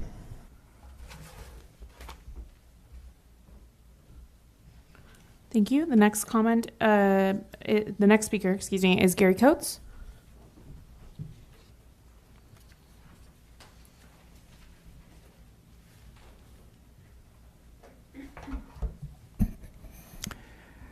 Good evening, Mr. Chairman, members of the Commission. Gary Coates here on behalf of Mr. Peter Nielsen and Hollister Forever 16 property, which is 19 acres located fronting on Wright Road, also on Highway 25, and also San Felipe. It covers the entire area in that region. We are part of the North Gateway commercial designation, and we're not asking to be changed from that designation. We support that. The presentation you had this evening was very well done, very informative, and explained, I think, well what the goals of the city, what the direction of the city is. The only thing that we're looking to do is to provide some flexibility in the use categories that are allowed within that designation. And so that today we can't tell you what may be the right use that might occur within the next 3 to 4 years or 5 years. We've seen in the last 3 to 4 years with the Amazon projects come in, a change of character within that region out there, very positive, very job creation, and that is one of the things that the North Gateway zoning designation or general plan designation features. We're looking to provide that same kind of use that may be creating more jobs than any commercial or any type of office use would be providing within that area.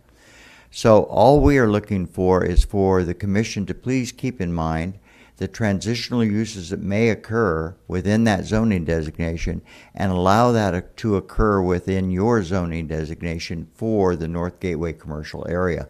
Do it as a conditional use permit so you can maintain control, make sure the design is right, make sure all that is done. We have absolutely no opposition to that process, but we would just like to have the flexibility for the adjustment and transition of uses that will occur within that area. It's not an area in our mind that looks for as a commercial, because the commercial should be located adjacent to the residential area. You don't want people who have all of their homes in the central or southern part of the city in the eastern part commuting all the way across town to shop at the northernmost part of your city. It makes no sense. It doesn't help with the greenhouse gas emission issues nor the transportation. So as a job and as a destination use, yes, that can work. But as others, I don't believe it is to the benefit of the city. So we're just requesting that flexibility, that ability to have you consider that as you go down the road. And thank you very much for allowing us to make that presentation to you this evening. Thank you. Thank you. Thank you. The next speaker is Willis Skip Pack.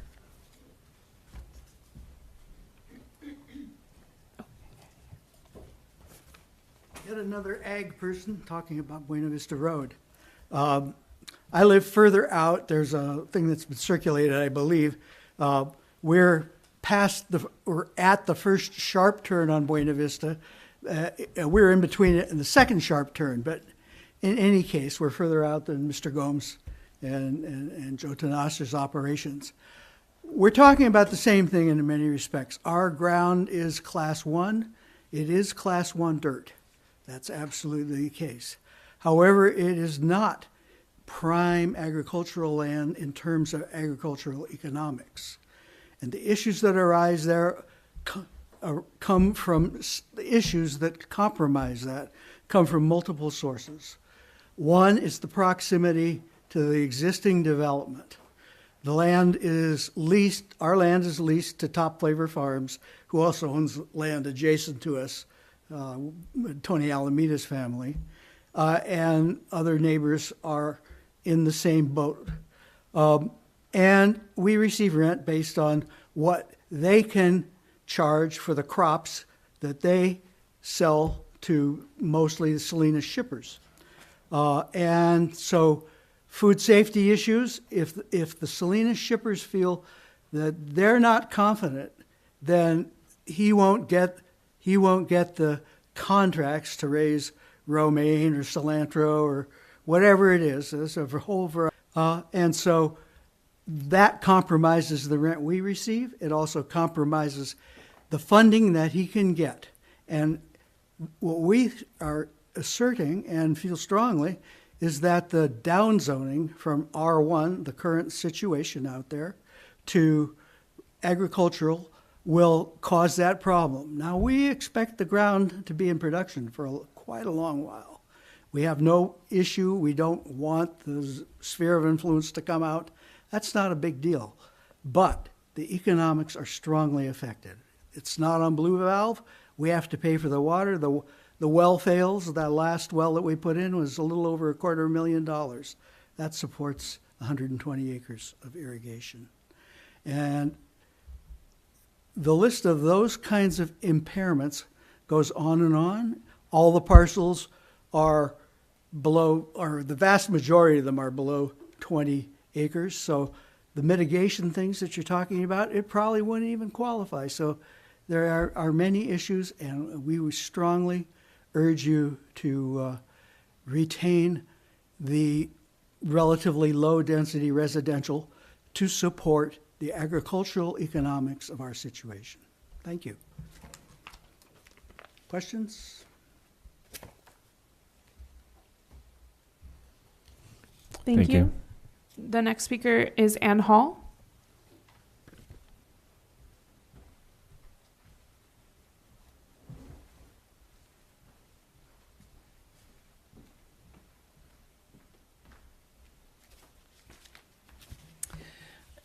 Hello, I'm Ann Hall. I'm here to speak on what seems to be a popular subject, the Ag Preservation Program plan that was presented.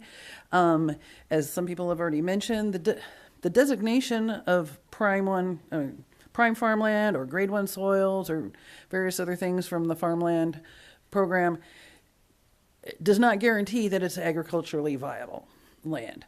And that can depend on a lot of factors: how close it is to the city, how large the property is, whether there's other properties near it that someone else can farm as a whole group. I've done work in the county, and so we've had to deal with this quite often on subdivisions in the county, a little differently than in the city.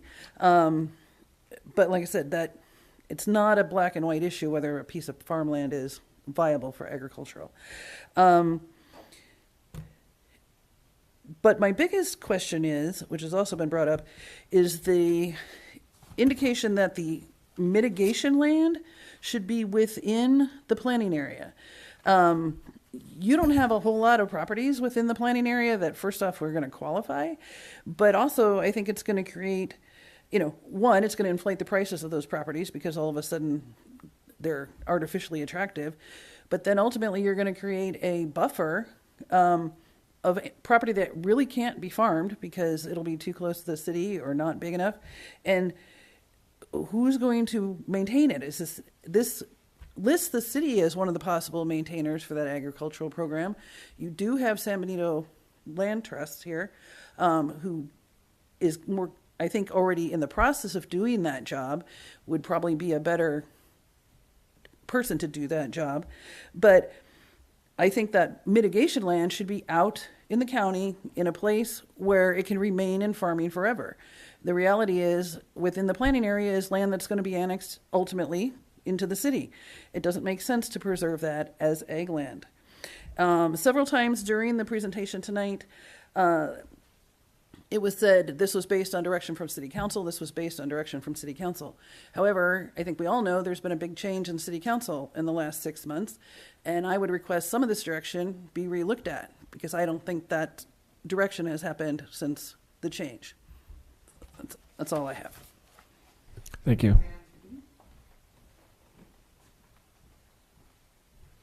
Thank you. The final speaker card I have for people in the room, and then I'll move to the Zoom, is Christina Chavez-Wyatt.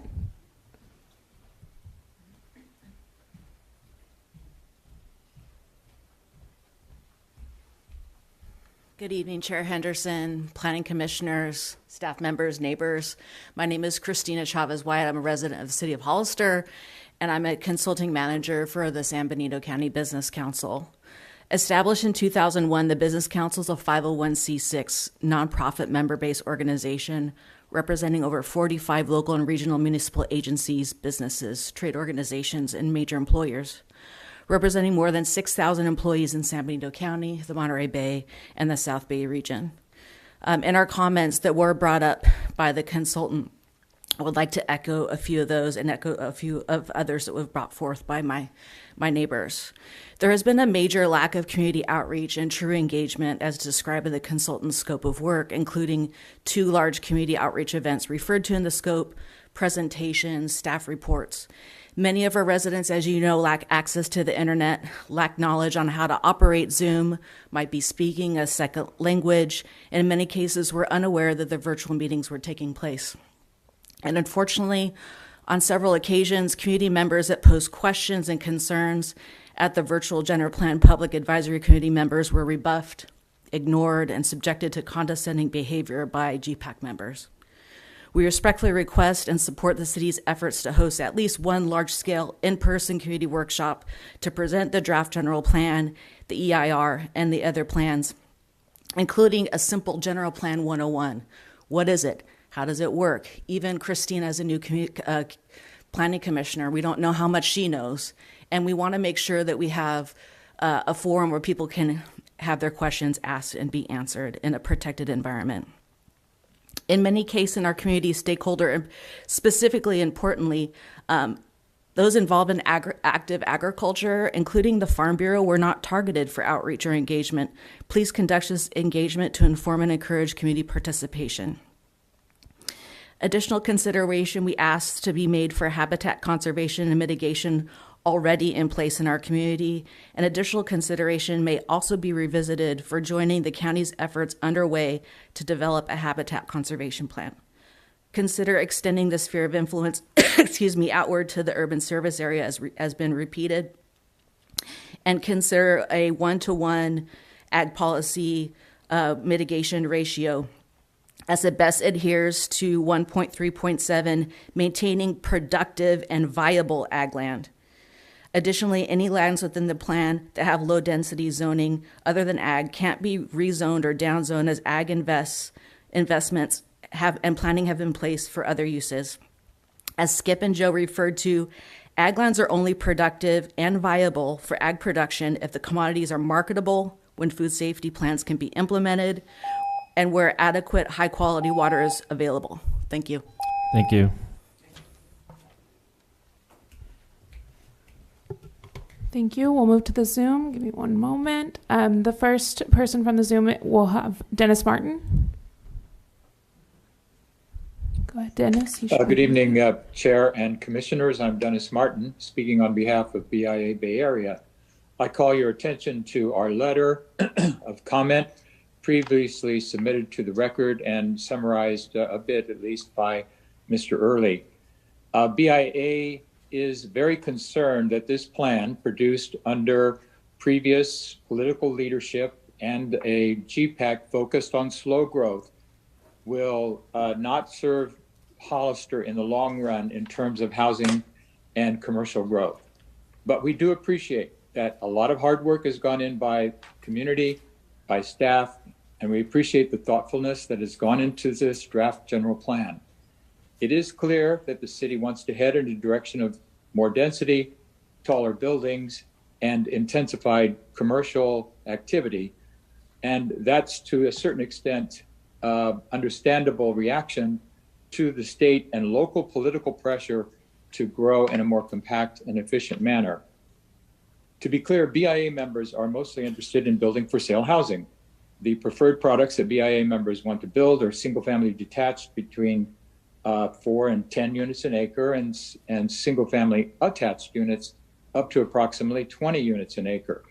This is the sweet spot, and we believe that this is Hollister's future in terms of most of the development, especially within the city limits.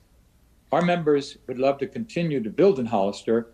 All that we ask is that the city accommodates sufficient land in the sphere of influence and policy flexibility to foster healthy home ownership markets. Embedded in this draft plan are several problematic policies, including 20% inclusionary housing, a 2-for-1 ag mitigation policy, an overly expansive rigid ag buffer zone, and the redesignation of residential land use designation parcels to ag. We respect the Planning Commission's role, and we request that you thoroughly deliberate these and other challenging policies in the draft general plan before you recommend it to the City Council for adoption. Thank you. Thank you.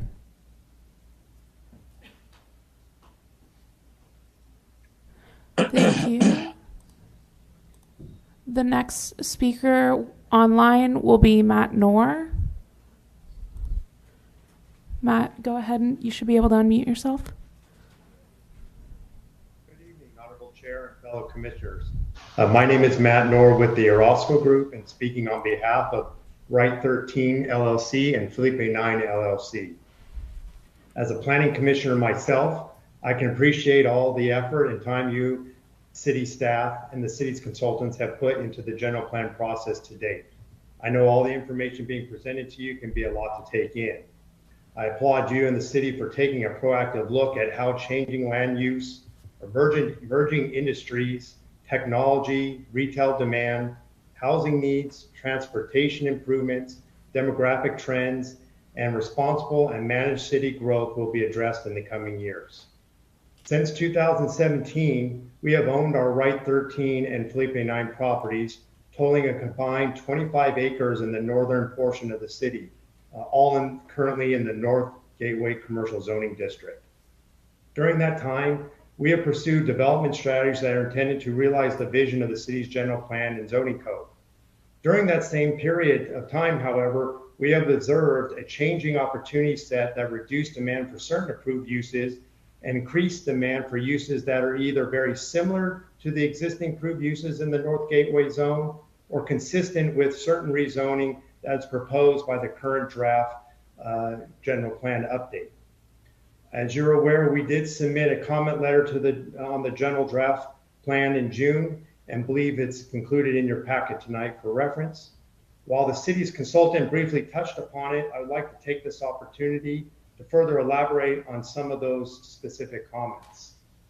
The first comment I'd like to connect with you on is similar to public comments you've heard tonight from others towards the goal of achieving immediate economic development opportunities for the city and our 25 acres. We'd encourage you to please consider amending or expanding allowable uses in the North Gateway zoning to include the following complementary uses, such as research and development, creative flex office makerspace, life sciences related facilities, including but not limited to manufacturing, fulfillment, services, logistics, wholesaling and distribution, e-commerce related facilities, robotic related facilities, computer, artificial and technology related facilities, and data centers. All of these uses I just noted are not mentioned in the current zoning code, but are consistent with the existing spirit and intent of the North Gateway zone. In many cases, these uses are the result of technology or trends that did not exist at the time of the last general plan update. The allowance of these uses within the North Gateway will foster an attractive entry to the city, and as consistent with the the goal of job creation in the North Gateway district, this goal will Mr. Nord, the time's up. And highly paying jobs.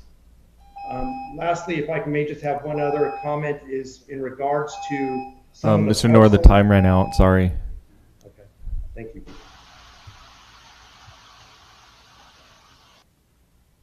The final speaker, oh, no, I have another hand after this. So the next speaker will be Michael Anderson. Good evening, Chair Anderson and Planning Commissioners. Can you hear me okay? We can. Go Yes, we ahead. can. You have 3 minutes. Okay, great. Thank you. My name is Michael Anderson with Anderson Homes. At the city's May 18th workshop on the general plan update, the city's consultant indicated the city was considering terminating the urban service area, and tonight there were additional comments regarding services within the urban service area. Our Santana Ranch development along Fairview Road and Sunny Slope Road is in the county adjacent to the city of Hollister and within the city's urban service area. For nearly a decade, Santana Ranch has received wastewater service from the city of Hollister. The purpose of my comments is to request that the proposed updated general plan make clear that regardless of the ultimate fate of the city's urban service area, the city will not revoke services from developments already receiving utility services from the city. I also wanted to give you a brief history of our project. In 2010, the county approved Santana Ranch, which includes 1,092 residential units, a school, parks, and commercial. In 2012, LAFCO approved a resolution expanding the city's wastewater services into the urban service area, which includes Santana Ranch. In 2013, the city of Hollister provided a letter acknowledging Santana Ranch is within the urban service area and is eligible to receive sewer service. In 2018, the city's sanitary sewer collection master plan identifies Santana Ranch as an approved development that will receive city sewer service. Today, Santana Ranch is about 2/3 completed. We are very proud of the community we have created at Santana Ranch, which includes a mix of housing styles, apartments, parks, and a school, all of which receive the city's wastewater services. We appreciate the working relationship we have with city staff and look forward to continuing to work with the city as we complete the project. We submitted a letter to the city on June 15th that goes into more detail. Thank you for your time. Thank you.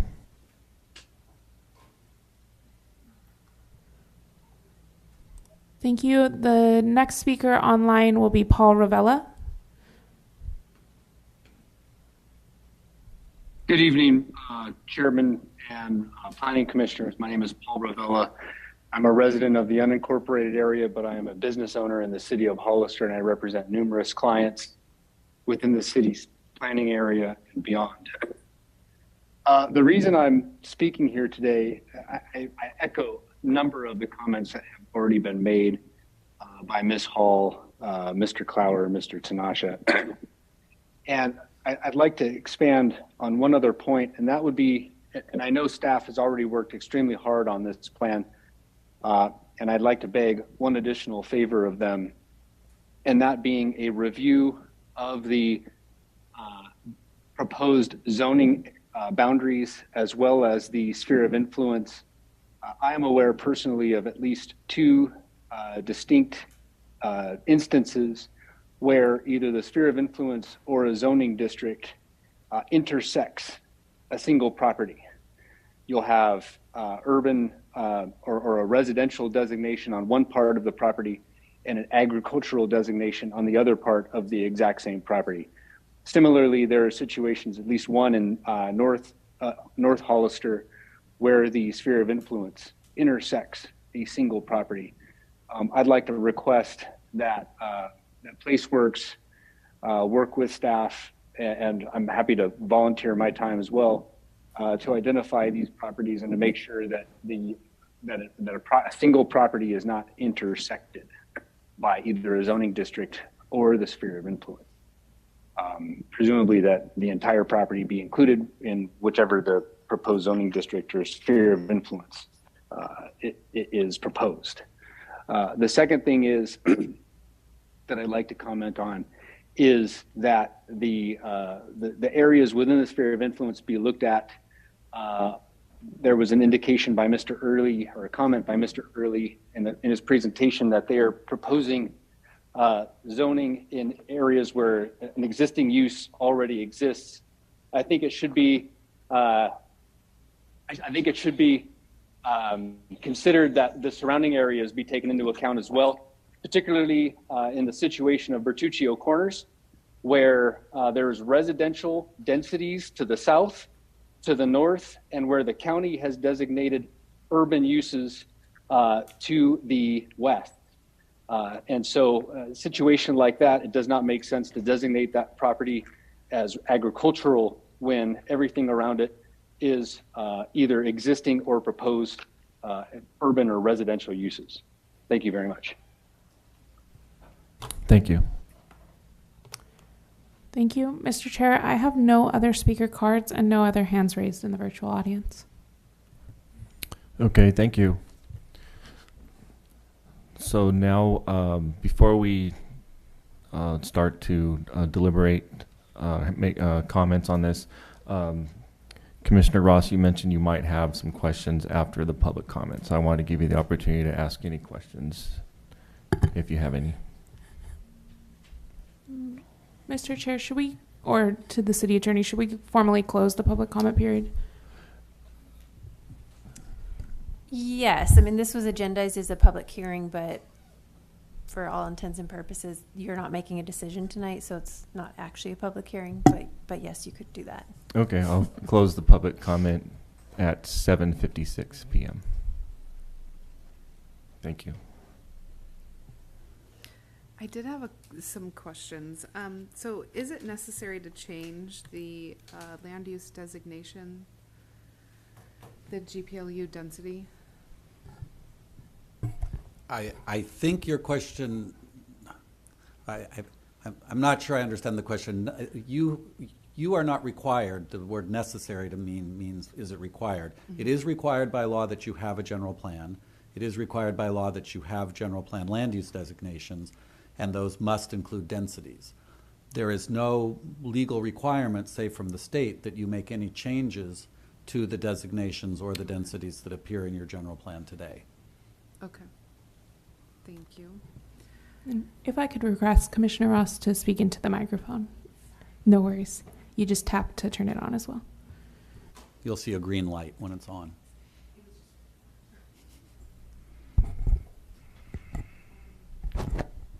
Are we going to be going through section by section? Because I can. Yeah, I think comment we're on going to those. take it topic by topic. Sure. So, Okay. yeah. That was a main question right now. Yeah. Thanks. Okay, thank you. So I think since there was so many comments touching on it, I think a good topic to touch first would be the ag question. Oh, okay. Is that okay? Mhm. All right. So does anyone have any comments on? Go ahead, please. My microphone's on. I'll agree with Ann Hall. I would go with 2-to-1 if we were going to locate the preserved land in the county. But I really think if you're just going to limit it to the city area, 1-on-1. And the reason I say that, and I'm an Aggie, but we're talking urban now. We're a small city. We don't just do ag anymore. So I think the 1-to-1 is good, because I did read a letter from a gentleman that commented, why are they having to mitigate more than what they're using? So I'm comfortable with the 1-on-1 if it's in the sphere of influence. But I can go make a recommendation for 2-to-1 if you want to locate ag preservation outside of the county. I think that's a great idea. I'll note here also that the county itself is. You mean outside the city, right? What's that? You They're mean located outside the city. outside the city, Yeah. okay. And I'll just note here that the county is a 1-to-1 ratio. So I don't think the city, being the size we are, and with limited room, so our city limits are not out where they should be. I think the 1-on-1 is doable, and the 2-to-1 is infeasible. And that's my comment on ag preservation. Through the chair, could I clarify one item? Yes, go ahead. Eve and I were discussing this for a moment, whispering. Yeah, that it sounds like some of the commenters were confused about the ag requirement relative to the sphere of influence versus the planning area. And I can put a map up if it's useful, but the general plan does, as I mentioned in my comments, the general plan has a planning area. Maybe you can find that map. The planning area is, I would call it, significantly larger than the proposed sphere. And the requirement is that any preserved ag lands be inside the planning area. That could include lands inside the sphere, but I think it would be most likely that they would be lands outside the sphere and inside the planning area. So that is land that's completely under county control. This general plan does not foresee that that land would be annexed or developed, at least under city auspices. And my opinion is that it's a relatively good-sized area. So on the map now, it's everything that you see there in purple and dark green. I don't know if, inside this dark purple line, so the kind of darker shaded, and then that is the planning area. So on your general plan land use map, it's all of the colored area, and the sphere is this yellow area. Yeah, the red line, if I'm not mistaken, shows. Oh, that's no, the that's so it's this the dark dash purple. line. Is it? So it is. I mean, I'm not trying to set policy here, obviously, but I just want to make sure everyone understands. Some of the comments seem to be saying it doesn't make sense to require the mitigation be inside the sphere. And we're not requiring, as proposed, the proposal does not require that the mitigation lands be inside the sphere. It requires that the mitigation lands be inside that larger planning area. Now, some people may say that that planning area is too small, that you want even further out.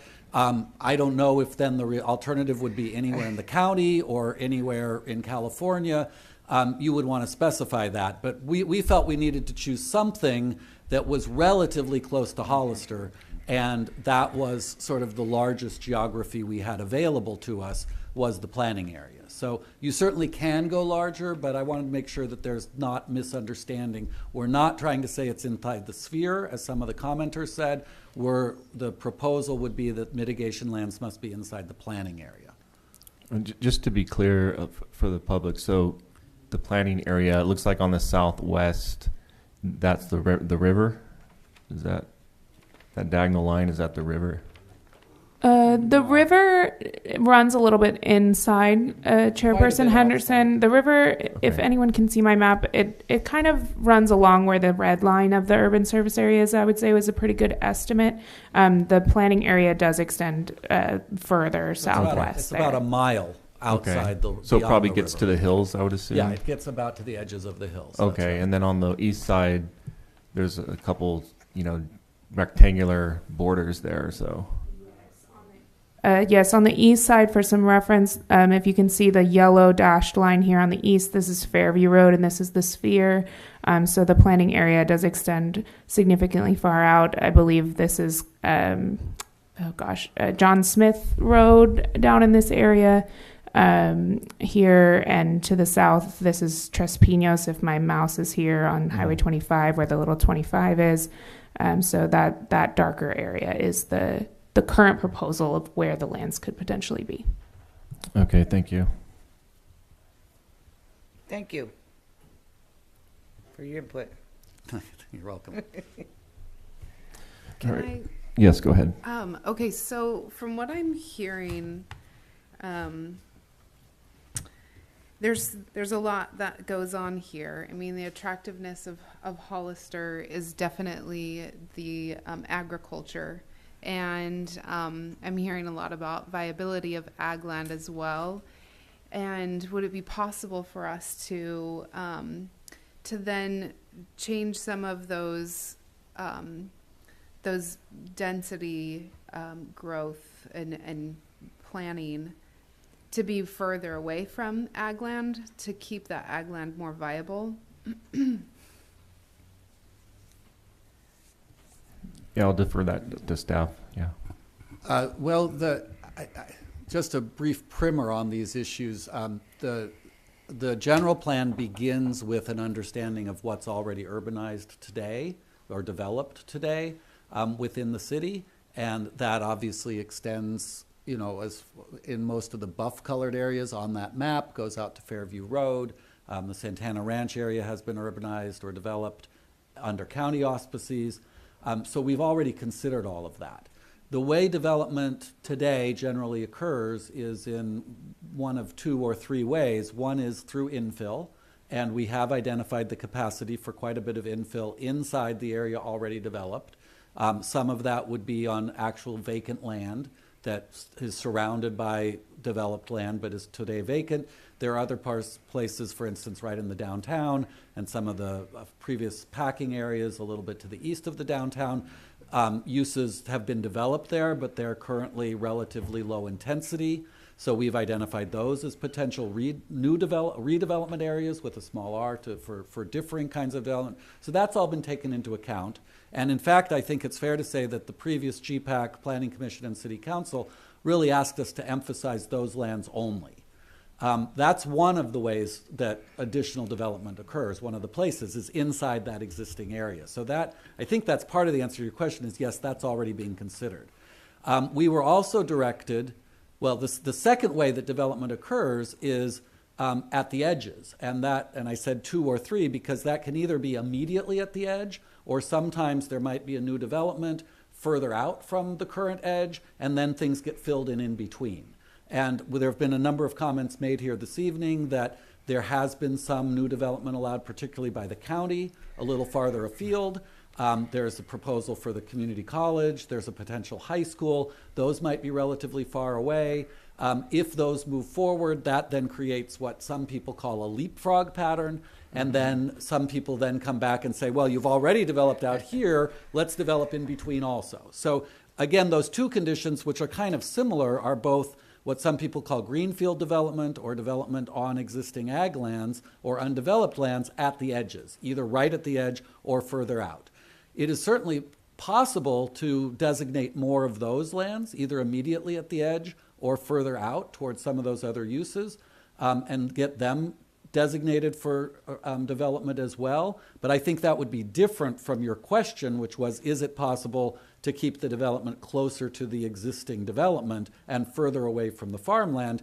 That's really what the draft plan does today. And we've certainly heard from a number of speakers today, not necessarily the people who are at other meetings, but speakers today have said, we really think you should allow more development further out, either right at the edge, from the edge out, or even beyond the edge in some of these slightly more remote areas. So I hope that answers your question. Good. Yes. Mm-hmm. I'll say this. Depending on where that sphere of influence line eventually falls, what the city council does, I still think the 1 and 1 is sufficient for city ag preservation. I just don't see why we would do more than the county. They're an ag county. If they're only going to do 1 and 1, why would we do 2 to 1? So I'm going to hold my gun there and say 1 to 1 mitigates it adequately for me. That's all I have on ag preservation now. Thank you. Any other comments regarding the ratio for ag? I think it ag should mitigation? be 2 to 1. 2 to 1. Okay. Mm-hmm. Any other? So where do you stand, Corona? 1 to 1. Okay. Okay, go ahead. I'm sorry, was that Commissioner Corona who said 1 to 1? Yes. Okay. Could you explain again one more time the process of expanding the sphere of influence? Who does it, how often it's done, and how it can be done even from the public? Right. Okay. So I'm not an expert on this. Others here might add more, but I don't believe that a member of the public can initiate a request. The 2 ways a request gets initiated are either that the LAFCO itself initiates something because the LAFCO discovers in its own findings that it believes land should be added to the sphere or annexed to the city, and that's much less frequent than the other way, which is that the agency itself, which in this case is the city, would make a request. And I say the agency because the LAFCO also oversees other kinds of districts. They don't oversee school districts, but they do oversee sewer districts, water districts, community service districts, and other types of other agencies, what are called special districts. So either the city or a special district would initiate a request, and that can be a request either to enlarge the sphere or to annex land that's inside the sphere. I believe, ironically, you can't ask for both at the same time. You have to first ask that the sphere be expanded, and then if the land's in the sphere, you being the city, can separately ask then that the land be annexed. And that's a request. An application is filed by the city. It goes to LAFCO. LAFCO has staff. That staff processes it. The staff determines if a municipal service review is either in place or is required. The MSR, if it's needed, is written, or perhaps there's one already on file, and then the staff brings that request or proposal from, in this case, the city, to the LAFCO board, and the LAFCO board votes on it. I think you're right. I would just add that I believe, certainly for annexation, I'm not certain for a sphere of influence amendment, but there is a process, and it is an uncommon process, but there is a process for property owners to do a protest to be annexed. Oh, right. Yes, property owners can protest. They can't propose, but before they can apply. Okay. Yes, it's not common. Okay. So you're right in that it's usually initiated by a jurisdiction. Right. And there is a process by which a property owner can object or protest, and even after the annexation has been approved, it can be referended by property owners in the area and can actually be reversed under a vote. And the votes occur both based on number of people living in the area, if it's above a certain threshold, or it's based on acreage, acres owned, if the number of people living in the area is small enough. So a vote can occur in either way under a protest, and it can actually reverse the action that the LAFCO takes. Let me add this for you also, and somebody asked the question about the sphere of influence, not trying to jump around, but it's been 12 years since LAFCO has reviewed the sphere of influence, from what I understand. Thank you for that. So, Commissioner Belong, what are your feelings on the ratio for the mitigation? I'm leaning the 1-to-1. I feel like 2-to-1 is like we're reinventing the wheel here. What was the insight on why it went 2-to-1? If I recall, I think it was similar to what one of the commenters mentioned, is that it would be preserving more of the ag land. I think it was described as if you are doing 1 acre and you're preserving 1 acre, you're losing 50% of the ag. This was a 1/3. So I believe there was a desire from the previous council and direction to preserve as much as possible. It is not a mitigation, as David might be able to explain more if you care to the legal details, but it doesn't count as mitigation. It's still a significant loss in the eyes of the environmental CEQA state. So they would still have to prepare an environmental impact report at that point if you are losing ag land. This doesn't count as mitigation that allows you to, from a CEQA perspective, write a negative declaration or something like that. So it's a significant loss of unmitigatable loss to develop ag land. Yeah, I might just add, I'm not the GPAC member, the planning commissioner, or the council member, but I think another thought that we heard from various people was that a lot of ag has already been lost through urbanization that's happened here over the last many decades. And so we want to try and turn that around and actually create a situation in which a larger amount of land in and relatively close to Hollister's urbanized area will be preserved, and to create something, one might call it a green belt or a buffer area around the city, and to do that more expeditiously than would happen at 1-to-1, to do it at 2-to-1 instead. And then finally, I think another perspective, I know we've heard perhaps different things here tonight from some of the property owners, but there was also a thought that the amount of value being generated through urbanization or development far outweighs the value of the land as ag land, so that to ask for that 2-to-1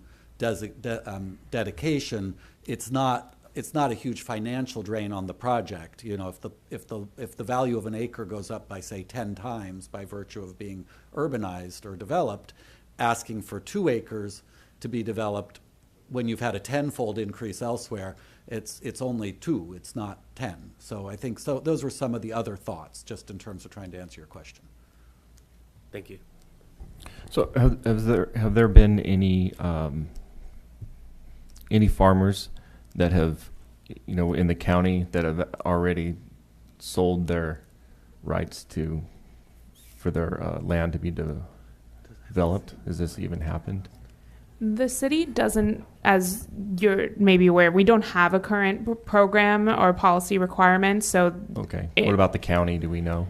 I'm not certain. Okay. I know that there are organizations like the Ag Land Trust that does this type of work. So I'm sure there are conservation easements existing in the county and in our nearby counties, but I'm not aware of any in particular that the city has.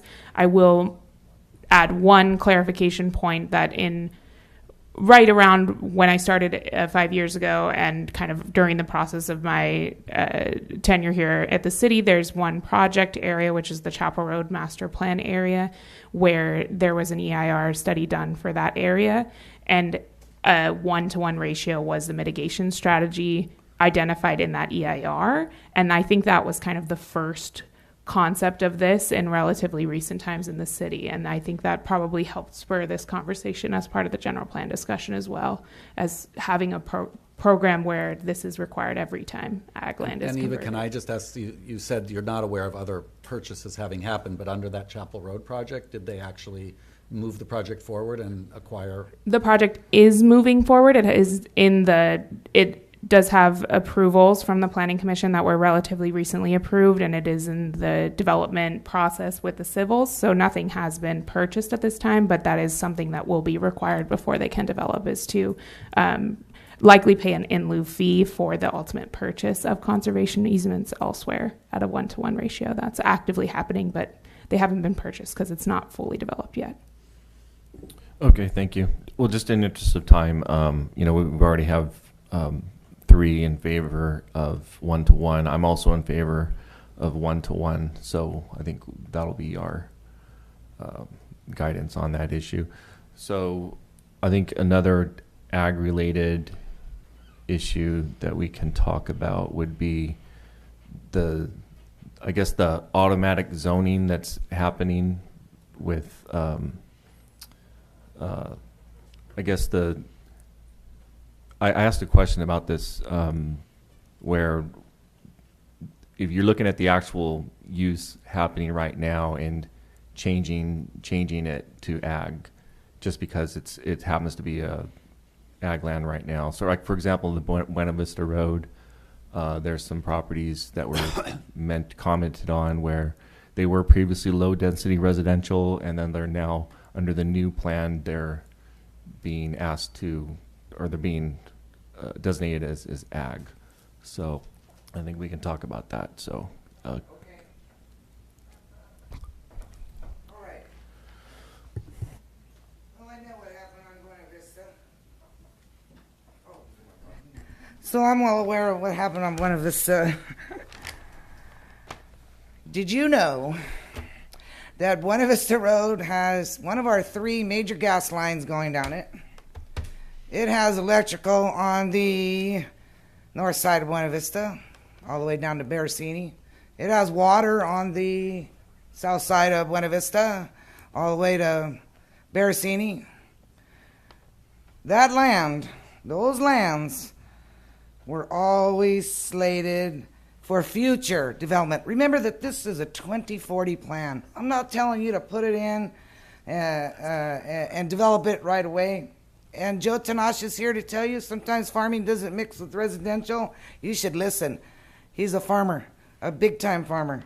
So, and I respect him. So if he's telling me it's not working, it's not working. And farming's tough when you're mixing it with urban. Not to mention their hands are tied with pesticide spraying. It's a whole ball game to do that. So, one other thing on Buena Vista. What the heck, an HDR across from that school? On Mark Gibson's property. Does Mr. Gibson know that you're going to general plan his property to HDR? You know what that HDR is? That HDR is RENA numbers.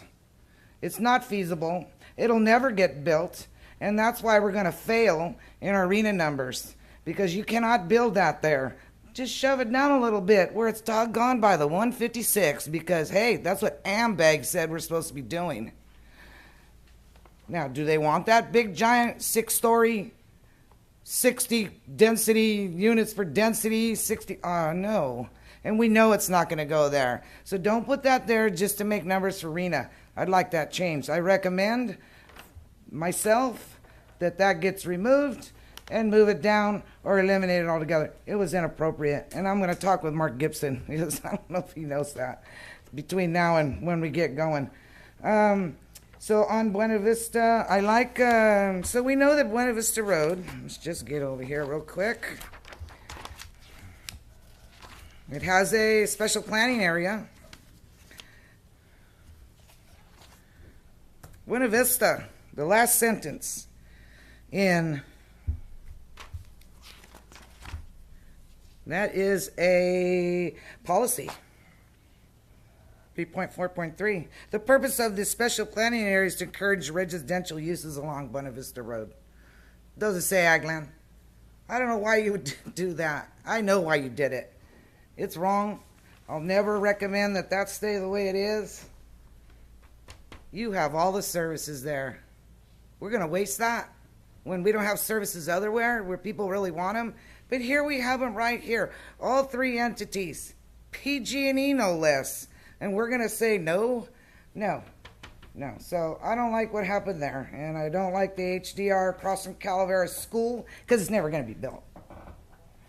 People aren't going to get their kids and, people they pick their kids up in school and I know what they're thinking too. Well, it's walkable. Well, sure, it's walkable. But people pick their kids up in school and off they go to daycare or after school program and they don't really go home with them because a lot of people work, right? So I think the walkability in that case is not really a case. Buena Vista Road. Through the chair, could I ask Yes. Commissioner Lunar and then others to clarify one other thing? Okay. If you look at that Buena Vista Road area, there's both the parcels that face Buena Vista Road. Can you point at them? But then there's also parcels further north that are also colored green, that are both north of the already urbanized areas and also north of the area that Commissioner Lenoir is talking about. And I'm just wondering if, for the record, if you could clarify, are your comments specifically about the parcels facing Buena Vista Road, or do they extend all the way up to the green band that we used to Eva call has it a the cursor on? pole line road. So that's the pole line road. Yeah, and that's where the sphere of influence line should be, up there. So but your I'm talking comments about Buena Vista Road frontage. It all's going to front on Buena Vista. You might have some new street here and there, but yeah, Buena Vista Road frontage, because you took all the LDR away and made it ag land. Right. So, Commissioner Yes. Lenoir, Yes. the area that on your map is yellow colored north of that high density residential site, for example, that whole band through there, are you also wanting that to become higher residential densities? Yes. Do you want to know why? Because that's what should have been going next. Instead of regressing and taking the ag land away here, we should have been what the heck? What don't we get? You keep leaving it open ag land in the county without that coverage of sphere of influence. You're just inviting the county. I love the county. It's not a slam to them. But the fact is the planning is choking us off. We need urban planning out here. And I think you should listen to the property owners that are out here. And they've made it clear that they do not want that ag land. Doesn't mean they're going to develop right now, but doggone, they already have some probably monies invested. And you took it away from here and you put it over here and you put it over here and you put it over here, all under the guise of HDR. No, I don't like it. So I'd like to see the LDR go all the way to the pole line and get that sphere of influence out. That's just me. So Buena Vista Road, that's what I got. I agree. So maybe we can cover Buena Vista right now with the zoning and the sphere of influence. Oh, well, I already said it. Yeah. You want control? Don't gripe about the county doing stuff. If you're not going to take control and make it clear that that's off, that they can't do that. And I know it's a fight. It's been a fight for decades, but we got to get a grip on it. We don't need another Santana Ranch out there. Get it in the city. It only makes sense. I want control. So the sphere of influence line needs to go up to the pole line and all the way out to 156. I have a question. What are you referring to as the pole line? That's up here. It's right behind the city limit line, right behind these parcels all along here.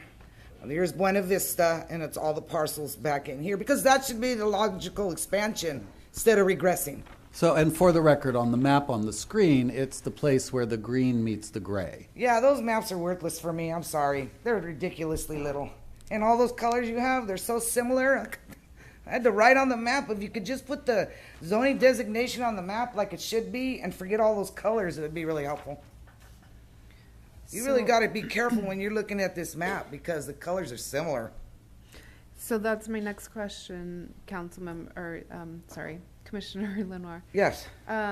You were talking about HDR in that area, and I see that it's much lower than Buena Vista. No, it's right across from Calaveras School.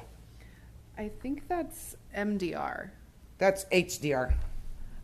So the proposal in the current general plan for these, I believe it's 5 parcels here along Buena Vista Road that are currently in the sphere of influence, is to change them from MDR to HDR. So they're currently designated medium density in the current 2005 general plan. The proposed designation was high density residential. And then everywhere that's green outside the sphere of influence in the proposed general plan is currently low density residential. Where my pointer is, I could be incorrect on those ones, but because they have a change, I'm going to assume that I'm correct. So the recommendation, as I'm hearing, is that the green be low density and the high density be low density? Not necessarily. I like medium density residential. Okay, so to retain medium here as currently in the general plan. HDR. I like medium density. It's just doable. This HDR is not feasible. economically building. No contractor is going to touch that. And then the LDR, MDR. You're the planners. Do something. Show me something better than ag land right there, where all the services are, and then I'll consider it. I'm not a planning consultant. I just know that this is a waste of land right here. The city can't just give it all away like that. How the heck you ever going to meet RENA and future RENA if you don't start expanding? So, You're Commissioner really Lenore, box yourself into a corner. to summarize what I hear you saying, that the high density you're recommending that the high density residential portion on Buena Vista Road be changed back to medium density residential, which I think it currently is now. You're also recommending a change, an expansion of the sphere to the current urban service area to the north. That's correct. To include what is currently what we have showing green. And then move that urban service area line out there to match Wright Road. Okay. Pull your urban service area out. Pull your sphere of influence out. Again, it's about control. You're talking the urban service area to where the on the map up here where Eva's got the cursor. Yeah, because I had thought you were saying to extend it to pole line only. You want to extend the sphere to right? No, I want to do the urban service, the planning area to right, and the sphere of influence right there on the pole line. Well, the planning area is everything that's colored on this map. So okay. So what am I trying to say? What's the brown line? That's the urban service area that we're really not discussing in the general plan. Yeah, the urban service area. So is it moot or not? The urban service area is moot, in my opinion. Okay. Yeah. The so sphere I would of say influence. Extend the sphere of influence out to the top there. Okay, and then your recommendation is to maintain in where it's green currently to some type of residential, whatever makes sense. A mix. That's what I hear. Mixed uses. Right. Okay. Mixed uses. You can even put an HDR over here, and it would be awesome because it might be able to be built. It's also next to the highway. But stick it over here across from Calavera School, I don't see it. Never going to happen. So now I have two follow-up questions. Are you wanting to see an ag designation between pole line and right? Or if between pole line and right, do you want us to also propose residential designation? I think it's time to propose residential units because that's what we should have been talking about now instead of having to fight our way back down Buena Vista Road. So now I want it all. So you'd like it to see residential designations all the way to right? Not just residential. How about some mixed use and some commercial? Okay, so you'd like us to create additional concepts for that. Absolutely. And that was my second. That side of town needs a pharmacy. Somebody needs to do some commercial over there next to the 156, and then you would pull traffic off of there. Yeah, right. And so that's the other thing I'm hearing you say is that out near where Wright and Buena Vista come towards 156, you can imagine higher densities and mixed use. Okay. Because that's what AMBAG's telling you to do. And a school. Yeah, of course we need schools. I don't be stupid to think I want more houses and we don't have schools and doggone it. And the developers will bring you the school site and they might even build it. Start treating them like they're worth something and you would be amazed what you could get out of them. They just built you a school in Santana Ranch. Let them build you one on Buena Vista. Yeah. Well, they kind of did. They were the reason you got the school there. And it was needed because you put a huge subdivision there. So I know I get passionate. I just didn't like that regressing. So now I want to do more because that regressed. And I just want to do planning. It doesn't hurt to do planning. This is a 2040 general plan. Let's take control of our outskirts. Or quit crying about the county building in our outskirts. I don't want to hear it anymore if you don't do something about it. And I've been saying this for the last few years. And now I'm saying it here. Thank you, Chairman. Thank you very much. So is there a consensus from the commission on the recommendations from Commissioner Lenore? Hey, you guys can do your own thing. I'm just telling you what I'd like to see. Yeah. No pressure on anybody. And that's moving the sphere of influence to Wright Road? Yes, that's what I heard. Yep. Got a huge planning area. That would look really good. That would be nice.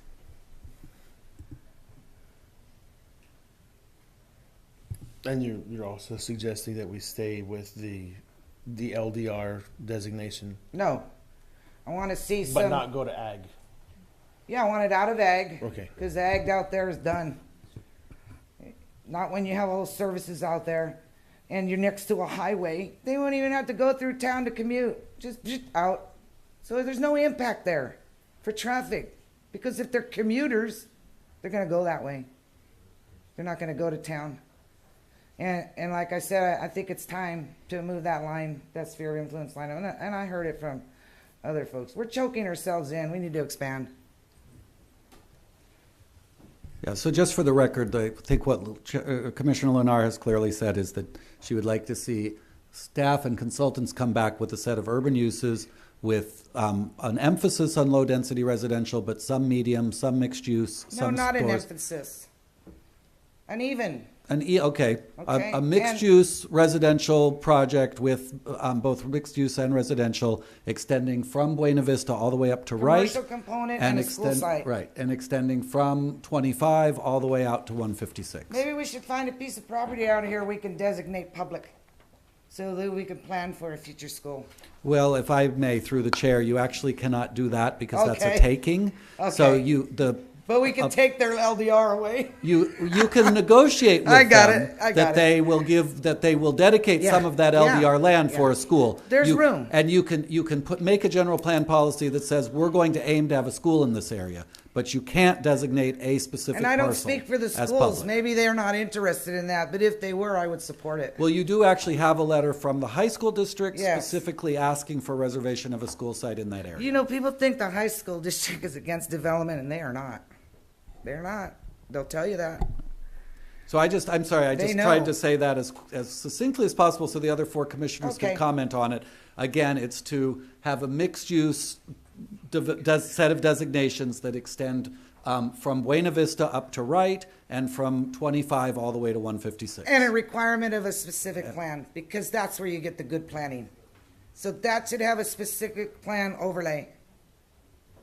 I'm not afraid of doing planning and making people do what they need to do to make it good for us.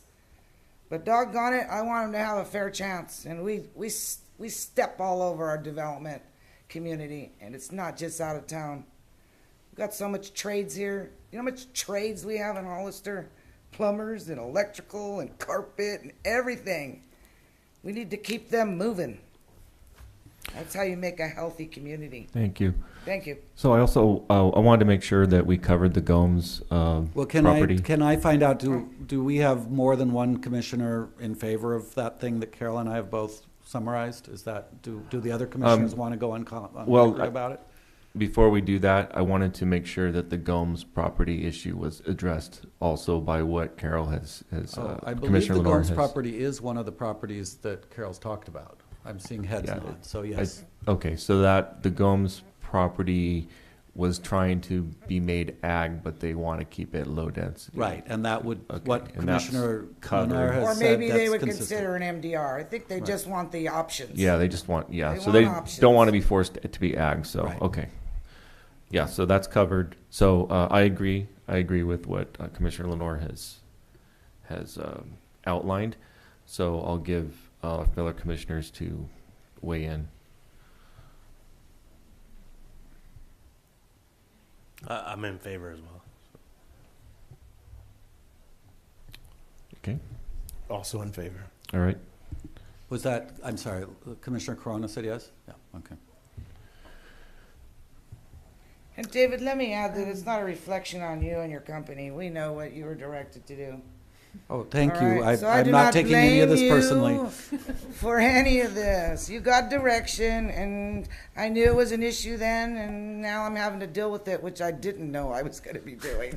I thought I was done, but I couldn't just turn my back on the city. I truly want a good plan. I'd like to comment, please. So there is a school there, so I'm not quite sure what other school you would like to have built there. But I would like to say that any developments should include a school in their plans. I am opposed to increasing the sphere of influence. In the city council meeting we just had on Monday, we were talking about the sewage and the capacity, and I don't think we should be increasing our sphere of influence at this time. We're dealing with just sewage in itself. So that's my vote on that. Okay, thank you for those comments. So I think the consensus, we've established the consensus of the Planning Commission on that issue. So next topic.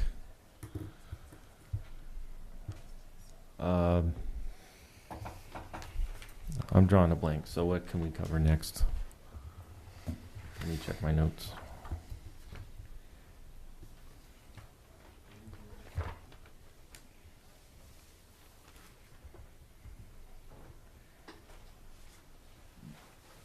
Maybe instead of chopping it up like that, maybe we should address general plan designations instead of individual elements. I'm not sure how to do that, but I definitely have more comment on placement of other HDR. So do we just wait till we get to that area? Well, I'm not sure if we should be talking about, I mean, I originally was talking about ag, and then it kind of morphed into the Buena Vista discussion. So we could asked for comment. Right, and it's fine. I just wanted to clarify, we could go by topic again, Okay. or we could talk about specific areas. So either one. Let me check my notes again. Most of my comments are obviously on land use.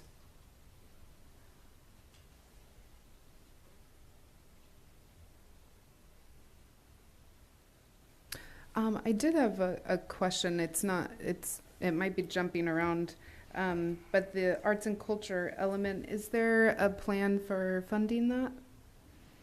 I think the short answer is no. There are a number of programs and actions in there. A number of them could be completed by city staff, but I know city staff has already got a lot going on in all the various departments, so it would probably take action by the city council to reappropriate funds to make sure that those things could be implemented at the staff level. So when I was working on the Arts and Culture Commission, we actually came up with the Civic Art Fund, and it was an impact fee. So 1% of development would go into the Civic Art Fund. And I think that would be a really great way to meet this goal and vision that our community has. And it's already been fleshed out through legal and through the Arts and Culture Commission. And that would definitely help to serve also our coordination with local tribes that bring in historic and cultural resources. So it would be an art development fee, goes into a civic art fund, 1% of the building permit. So I get, it's through the chair, I don't know if you want the commission to consider that proposal. That I'm keeping notes. That's my third item that now Commissioner Ross has brought up, and I don't know if you want to find out from the other planning commissioners if they update on the art development fee. That was a fee that does need to be reviewed because it is proposing the fee on development to be in Chapter 17. So it does require review by the Planning Commission. So that was pulled back from council for reevaluation, and we're looking at the overall fee and what the impacts are too. And so you'll be seeing that. And I'm not sure if Tina was going to bring it potentially back to the commission or back to City Council just to verify what is being asked in that. But that is in process right now. I'm happy to support anything you want to do in the arts, I got to tell you. And I'm glad to have you here with your expertise, because I know I don't got an eye. So I'm really going to look forward to your recommendation on art things, and most likely probably follow them. So, yeah. And I would love to see the council do some funding for the arts. I mean, it really makes the town pop, and I love that. So I support the proposal. So, do we have consensus? Okay, we have consensus on that. So I think another topic that would be good to tackle, and this is going to be geographical, so I think we should talk about the, is it Glenmore? Oh, Dr. Sybak's property Yeah. off of Glenmore, Yeah. off of Powell Street. Okay. I went there today. Would you like me to go or no? Well, yeah. Well, since you, actually, since you should tell us if you Okay. did go there. You I should go tell there. us. I've You been should there tell us before. what you did. That would be the right thing to do. so. Again, we have another HDR that's situated just to fulfill RENA numbers that'll never get built, and it's all surrounded by single family and some school property. Maybe he's not opposed to some MDR, but that HDR is never going to get built. You cannot dump that on to Glenmore and Powell Street. Look, HDR is good when it's in the right spot and it has good circulation. The trick to high density residential is good circulation. This is not good circulation. You got a boxed in parcel, a single family dwellings, and most of them are single story. You can't tower in a 6-story thing for the sake of filling your RENA numbers. So that one, it's got to go. That is not compatible with the neighborhood. And yeah, I know I did one up here, but there was a Cesar de Chavez Avenida. There was a Fairview Road. Not development here. Just started over here. It wasn't surrounded like this property. So it was more comfortable. And we needed farm worker housing. That was the key for me there. But this HDR is totally unacceptable. You've had a lot of comments on that. I'm not doing that to those residents. Through the chair, would that then go back to low density? Yes, or would I you want think in this medium? case it's going to have to be low density. Yes, I agree. Low density.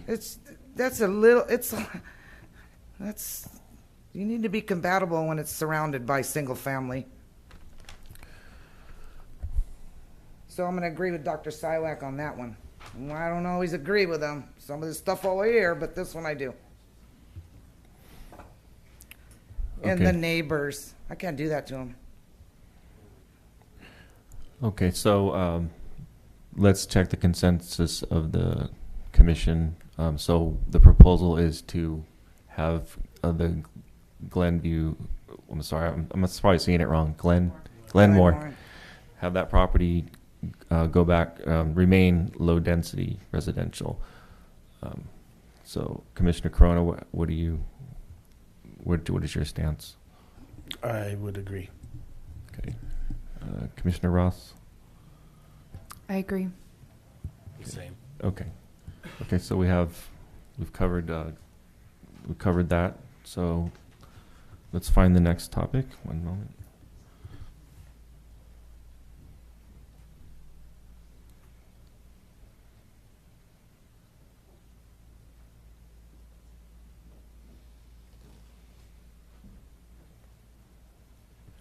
Okay, I think a good one, a big one, is the 15 or 20%. Let's see.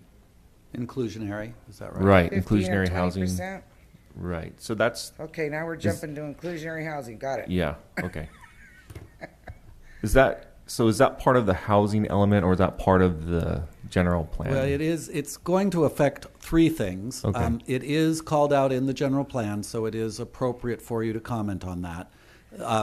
The general plan simply has a policy that says the city shall develop an inclusionary housing ordinance at 20%. And then there's a separate effort going on to write that ordinance. We had a workshop on that last week. And I can report that many people at that meeting supported going from 20 back to 15%. So it does appear there is an ordinance underway, but it is in the general plan, so you should comment on it, and it probably will appear on the housing element also, but you needn't worry about that because that's not before you right now. But so the short answer is it's perfectly appropriate to talk about it tonight, because if you want it at 15%, you would be asking us to change that policy in the plan. Okay, thank you. So I think a lot of the feedback is just 20% is not economically viable. So if it's just it'll just become a stumbling block for reaching the numbers that we need. That's my opinion. So I would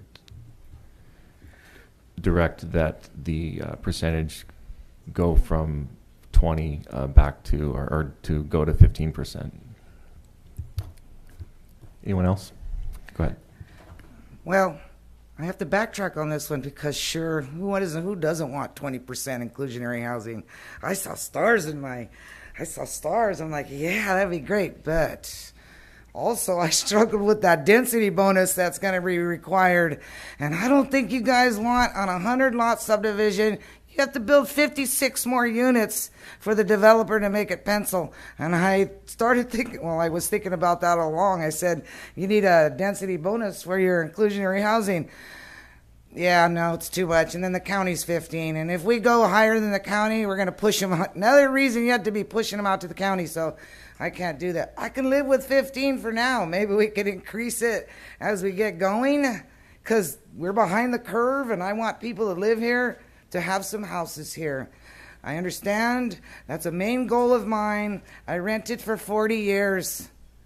I have a house because my mother gave me one. So I know it's tough to buy a house here, and I want to help you with that. And it is going to take a little bit of building to accomplish that because you just can't get affordable housing by itself like you maybe used to when redevelopment was here and when things were better. So if I would recommend to the council for a more practical number of 15. Thank you. Thank you. Can we have the rest of the commission weigh in? Commissioner Corona.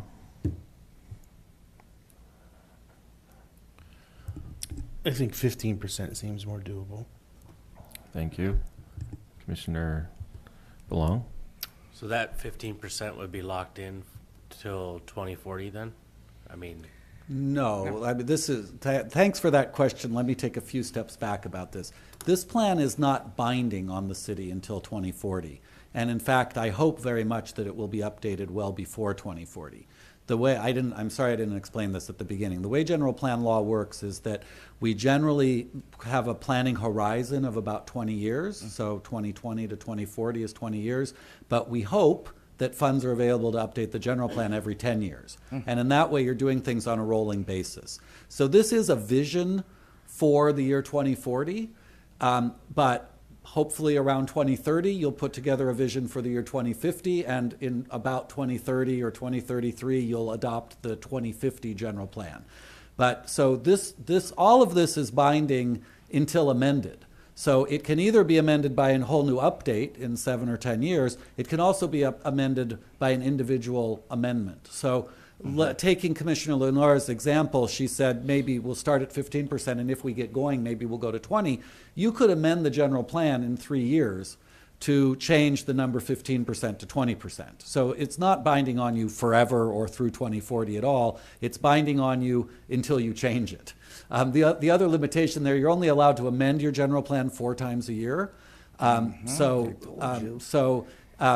you can do as many things in a single amendment as you want. But if for instance, you simply amended the general plan to change 15% to 20, say 3 years from now, that would be one of your 4 amendments if that's all you did. But you could also, at the same time, vote on an amendment that changes 15 to 20% and also adds some land out at Buena Vista or changes something on the Glenmore site, something else. You can do a whole bunch of things in one package, but you can only make 4 overall amendments in a year. Does that include private people requesting it? Yeah. So I told somebody that and they didn't believe me. But you could, again, you can bundle 5 private properties. Yeah, you can bundle, but you can only do 4. Right, that's right. Well, I'm comfortable with the 15%, given the explanation, so. Thank you. Commissioner Ross, would you like to weigh in? I have to say, this is something I'm not very familiar with. Could you explain to me what this inclusionary housing is and what the 15% versus 20% is, please? Absolutely. Thank As you already know, I talk a lot, so it'll be easy for me to say probably way more than you want to hear.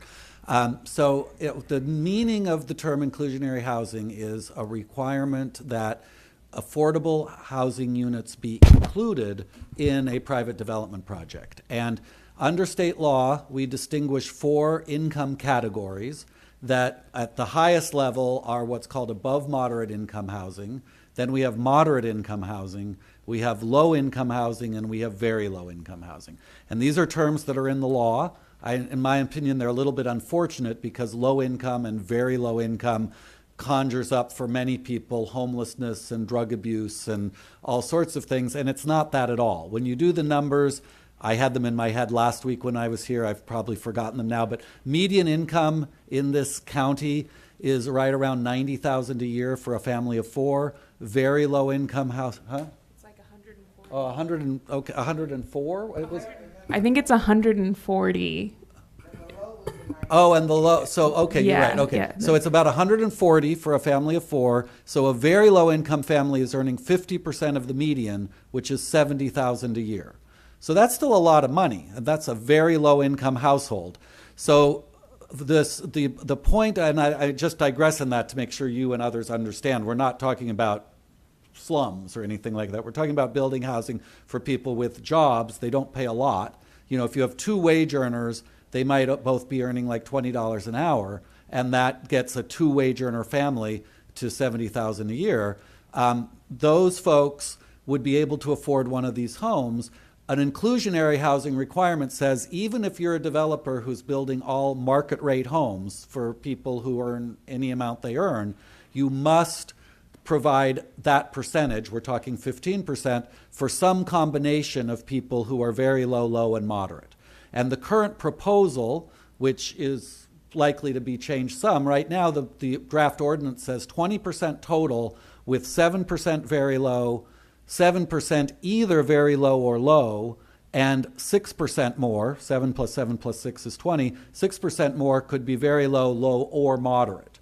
So that could be done by all 20% being very low. It could be, say, 14% very low and 6% moderate. There are lots of ways to do it, but it's split in those 3, so you get at least 7% very low, you get 7% more either low or very low, and you get 6% more than that in any of the 3 altogether. So the conversation here now is the only thing the general plan says is that one number, and it says we will prepare an ordinance to meet that number. And the rest of it will be done through the ordinance, which we're managing, but which is a separate project. That will move forward separately and will come to you at some point for review. Right now, what the rest of your commission is saying is that, well, and I should add another piece. What your commission is saying is let's lower that number from 20 to 15.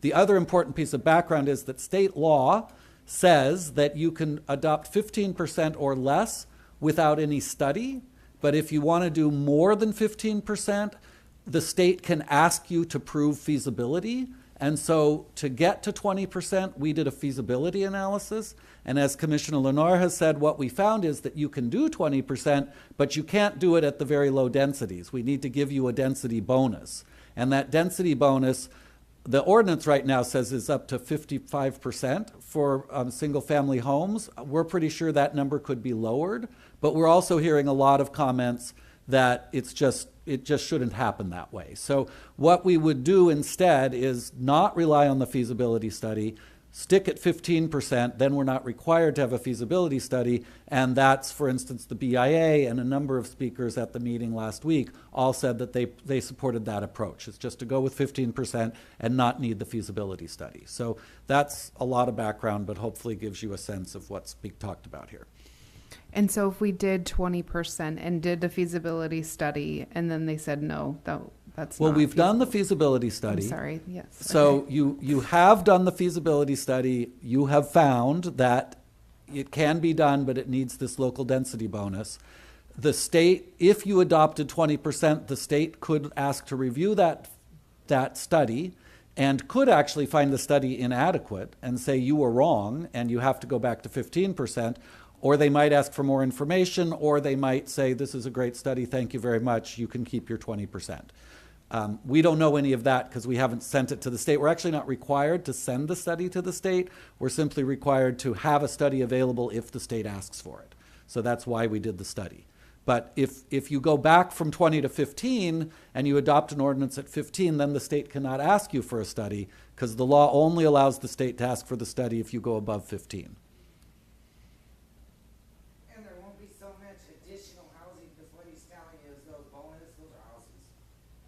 You don't have quite as many to add for them to pencil it at 15 rather than 20.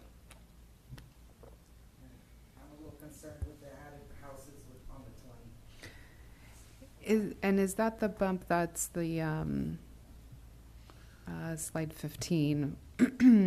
Could I suggest through the chair, we have 4 members of the commission who've said to go to 15. These are really important questions, and I'd love to give you more information, but maybe we could do it at another time. Sure. Because your opinion, in all due respect, won't change the overall report to the council. I understand that. Yeah. I was going to ask if I could kind of recuse myself then because I don't make feel a note informed that you felt enough. you didn't have enough information. Okay, thank you. Yeah, and you don't have to weigh in on every topic if you don't want to. If we if we have 3 or more on a topic, then that's sufficient. So I just wanted to give you an opportunity to weigh in case you wanted to. So next topic, North Gateway Commercial. So there was a request to expand the land use, the different types of businesses that could come in there. Could through the chair, could I speak to that for a moment? Sure. I'm obviously not here to make policy. I want to give you all the ability to say whatever you like. The statement was made by one of the one of the speakers that the character of the uses that are being suggested is in keeping with the other uses intended in that area. And I'm not sure, honestly, that I agree with that. I mean, the kinds of uses that have been requested are very large format, logistics, warehouses, a lot of trucks going in and out. The nature of that North Gateway is intended to have some larger format commercial, but to also have a number of other uses that are a little more walkable and town-like. It certainly, there's no problem with changing the character of that area and turning it into a more industrial park area with logistics and warehousing and biotech and things. But I just wanted to at least personally have been on the record as having said to you, I'm not sure you can say we're going to add these uses and keep the intended character. It's totally up to you what to do, but that my professional opinion is it might change the character that was foreseen in the general plan as it exists today. And these, just for the record, these are not changes. This subject is one that exists in the current general plan and really has not been changed at all in the new general plan. Okay. Well, I thought what one of the feedback letters we got was saying that there were some businesses or business use cases that aren't mentioned in the general plan, and the request was to add those in. Right. Well, I did look that up just tonight. The business use cases that are mentioned are very vague and generalized, and it's going to take me a minute to find it, but I think it is worth reading just so you know in detail what you're looking at. So this is at this is on page LU13. I don't know the page number in your PDF. Well, there was life science, robotics, computer, data center. Right, exactly. Yeah. So, and again, those are all pretty large format. Yeah. Mm-hmm. It's 5 lines of text, so I'm just going to read them verbatim. The North Gateway commercial designation is intended to foster an attractive entry to the city of Hollister by featuring commercial and service-oriented business along with high employment uses such as office parks. The design guidelines described in the special planning area section of this element stipulates additional criteria that development within the North Gateway must meet. So I'm not sure you could meet those same design guidelines with the big box logistics warehouse or robotics or any of these other things. At the same time, a smaller format office with relatively high intensity employment, if they happen to do robotics or they happen to do life sciences, they would be allowed under the description today. If you do want to, I do agree with the commentor. I don't think most people reading this would read this and think an Amazon warehouse is an appropriate use or an allowed use in this area. If you do want to allow a large format logistics warehouse or something else, you definitely should ask us to change this text. David, what's the general, it's a North Gateway, correct? Right. Yeah. Is it just me, or does this seem like a zoning issue? They're not asking you to change it from North Gateway. They're asking you to clarify the uses. Yeah. So for me, this is too soon. Yeah, I would absolutely I'd be agree happy with to entertain this as a zoning. We're doing the zoning ordinance. That's where you bring this. I would agree with you, Yeah, Commissioner. because they're not asking to change the proposed general plan designation. They're going to still be in the North Gateway, but they want more clarification, which goes under the zoning ordinance process. Okay, so what you're saying is we really don't need to touch this right now. Not right now. Okay. My opinion. My opinion.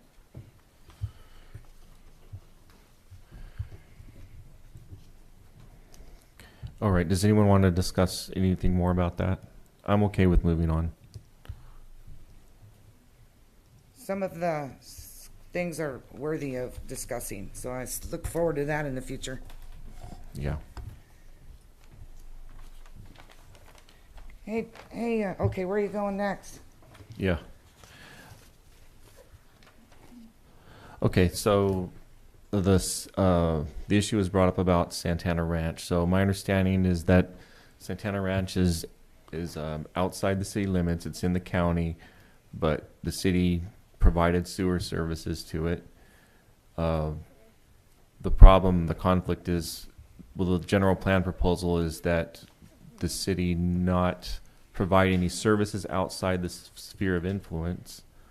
So that brings a conflict right now with that property. Yeah, I will say this is a very difficult issue for me, and let me give you some background. So it has occurred, obviously, that both the city and LAFCO have allowed the city to extend sewer service to the Santana Ranch development, which is already developed, and which, in my understanding, and according to the understanding of Bill Nicholson, who's the now retired director of LAFCO, that was actually done against the law by both LAFCO allowing it and the city doing it. I have no doubt that you can and should continue to provide service to the existing homes.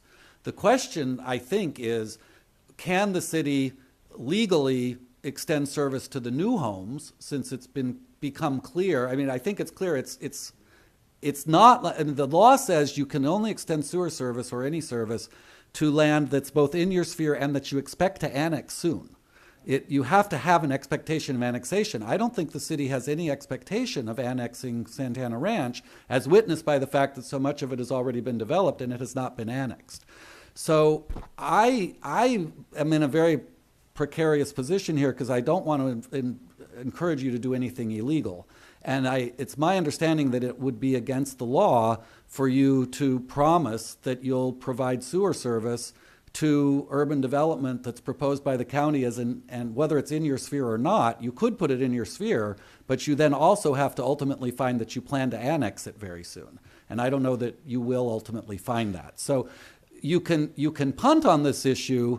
I mean, all we've said in the general plan is that you're going to follow the law. And I would encourage you to follow the law. Later, you can look at amending your sphere, or you could do it now. You could amend your sphere to include Santana Ranch, and then at the time that Santana Ranch asks you again for additional sewer connections, you would have to address the question of whether you plan to annex those additional lands or not.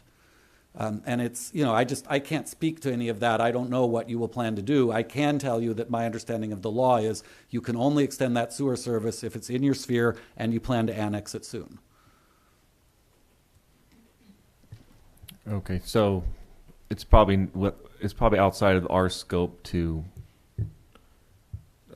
Well, I mean, obviously the concern is the city no longer providing sewer to that property. Yeah. But I think that's outside of our scope to worry about that, right? Through the attorney and Christy, I don't think you need a policy in your. I don't think you need a policy in your general plan that says we will continue to provide service where we already provide it. I think that part kind of goes without saying. Okay. I think you're further being asked to make a policy that says you will provide service to the additional increment of Santana Ranch to be built in the future.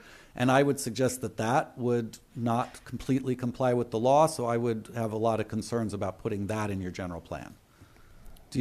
Jennifer, do you agree with both those things I said? I do. I think that what you were saying, Chair, that it's probably best to just kind of set it aside and it be something that's addressed at another time is probably the right way to go.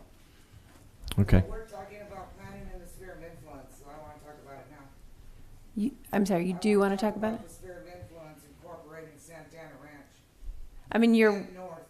That's why we're here. You're welcome to talk about it, yeah. Well, if I could, I think those are two separate issues. I think that you could put aside, you could agree to put aside a specific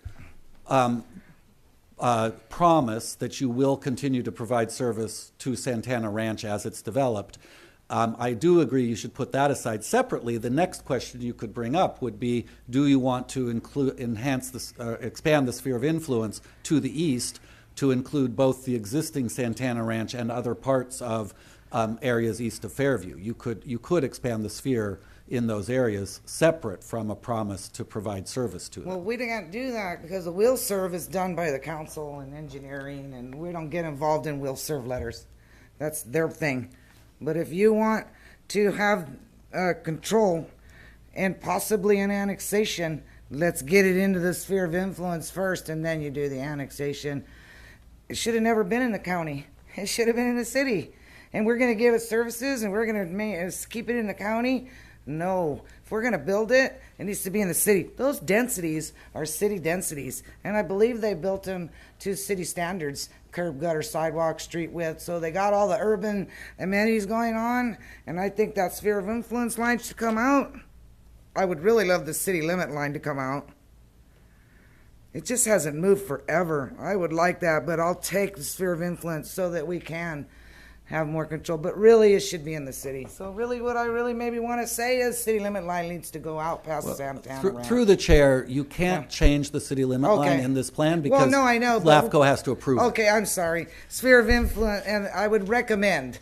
Yeah. I know we can't do it. Right. I would recommend that. Those are my thoughts. Yeah. Tonight or some other time, you could initiate an actual annexation. But for now, the general plan, I think your proposal would be to change that sphere line to go out to the entire area that's shown as low-density residential at the edge of the city.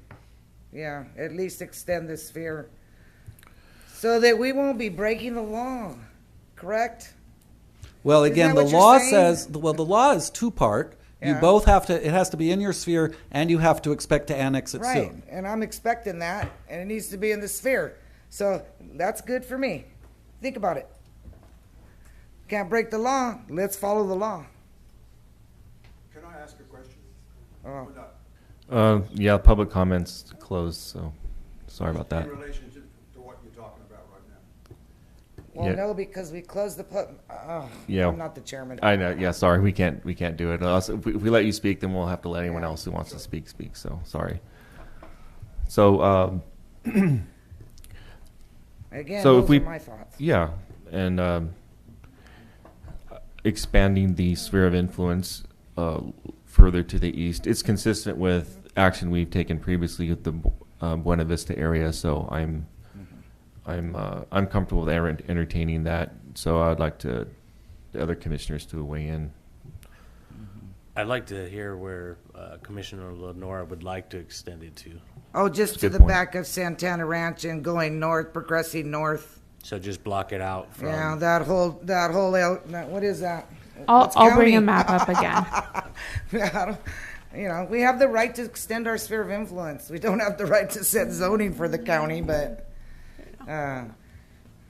we need to make ourselves inclusive in the process, and this is how you kind of get some say. Otherwise, we're leaving it out there. So are you talking about from the back of Santana Ranch, which is, I think, there? You want to know what I'm talking about? All the way this to whole 25. group right here, all the way to Airline. Yeah. All the way to Airline, all the way up to, what is that, Santa Ana Road. Santa Ana Road, this whole block. What a nice sphere of influence we would have right here. And all the way down to 25, yes. Is that right? So and again, we don't have the power to do that, but I would recommend LAFCO consider that. So again, the northern edge is Santa Ana? Would it be fair to say, Commissioner Lenore, that you'd like to include this property? If you can see my pointer, it's at the northeast corner of the intersection of Santa Ana and Fairview, and is currently proposed at Residential Estates, kind of a large L Street property. Would you like to include that property or exclude it and draw the line at the property line? Even it out right there? Even it here. You got the creek there too, so I don't know. But yeah, even it out there. Okay, so from Santa Ana, or a line extending Santa Ana, to 25 and out to Airline. Yes. So that's the proposal. I think that would be a from wonderful Commissioner sphere Leno. for us. I really do. I do. I want control in there. Right now, it's no control. That's why we have Santana Ranch. And the zoning right now is residential estate? All the- across the No. whole. You have no Okay. zoning there because it's not your land. It's county. It's, but you have a proposed land use designation, which is residential estate. Well, and that's intended to match what the county's already allowed or is planning. In some cases, it's what's already built. In most cases there, it's what's the county's already designated, but it's not built. And residential estates is a waste of property.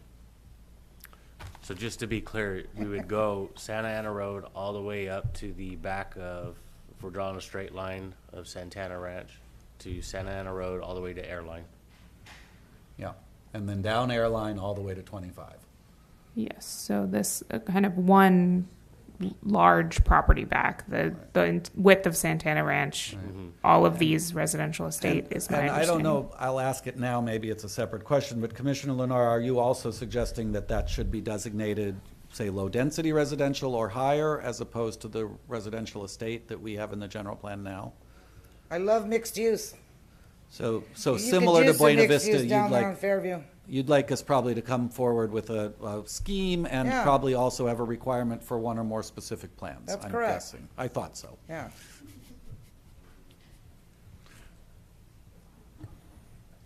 Okay, so we have the proposal from Commissioner Lenore. I'm in agreement with it. You asked your clarifying question. Yeah, and I am too. You're in agreement as well. Okay, so that's 3. So anyone else want to weigh in? Okay. Anyone else like to weigh in? I disagree. Okay. Thank you. Thank you. Let's see next. So point of clarification, we're just extending the Sphere. sphere. Yes. Yep. Well, and, I'm sorry, you were extending the sphere and changing the designations to some combination of mixed use and requiring one or more specific plans. Mhm. Is that okay for you, Commissioner? Yeah. okay. Yes.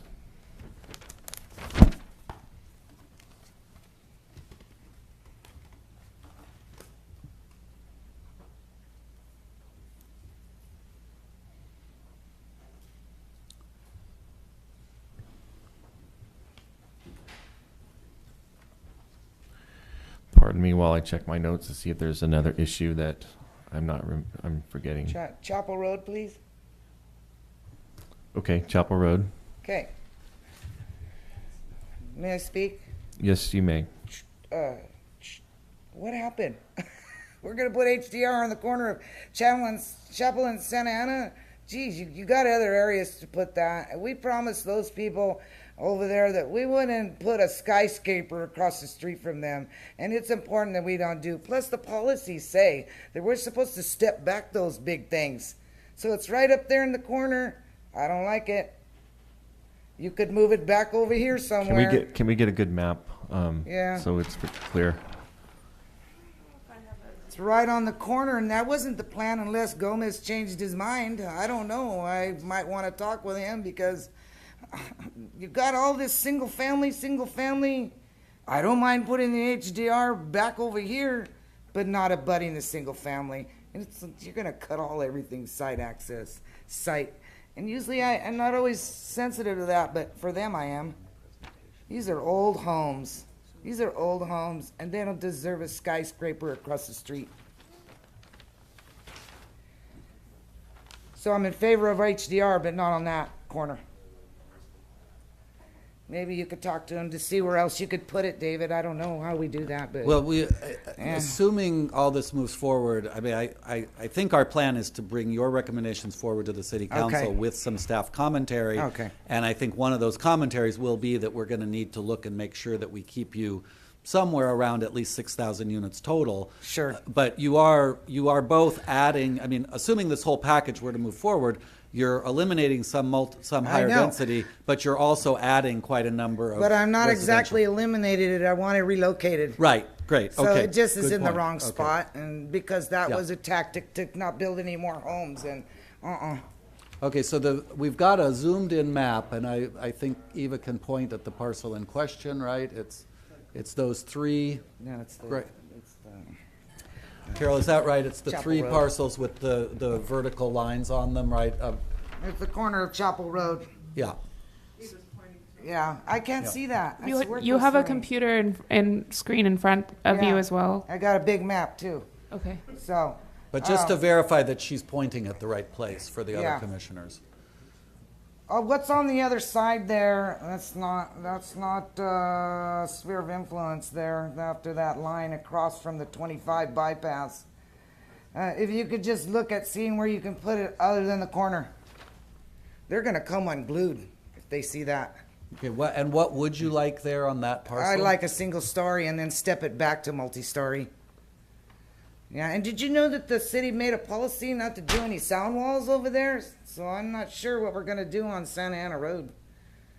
You got backyards that are going to face in, but that's another discussion. But yeah, that on the corner, I can't do that. Those are little homes there. They're little single-story homes. So let me say another option, either at high density or medium, would be that we can add a policy statement, a design guideline in the general plan that says that while this is the overall density, there should be single-story buildings facing onto both Buena Vista and Chapel to make a better connection to the adjacent properties. Correct, and we've So we've you said could that keep before. you could keep the designation as is and put that design caveat in. I'm just throwing out alternatives. Well, I'm not trying to throw all your HDR out. I just wanted that relocated. But hey, whatever you can do that doesn't make a box, them. I can tell you, we're going to hear from them. Okay, well, so I need to hear from the whole commission. Okay. Is your recommendation that we change it from high down to either medium or low? Or, so number one, medium, number Medium. two, low, or Yeah. number three, keep as is, but put design guidance to have one story right at Chapel and Buena Vista? If you want to put the HDR there, I recommend a medium density, single story on the frontage, and step it back. Okay, so it's both my ideas. It's lessening it to medium density Yeah. and a design statement that it should be single story facing Chapel and Buena Vista.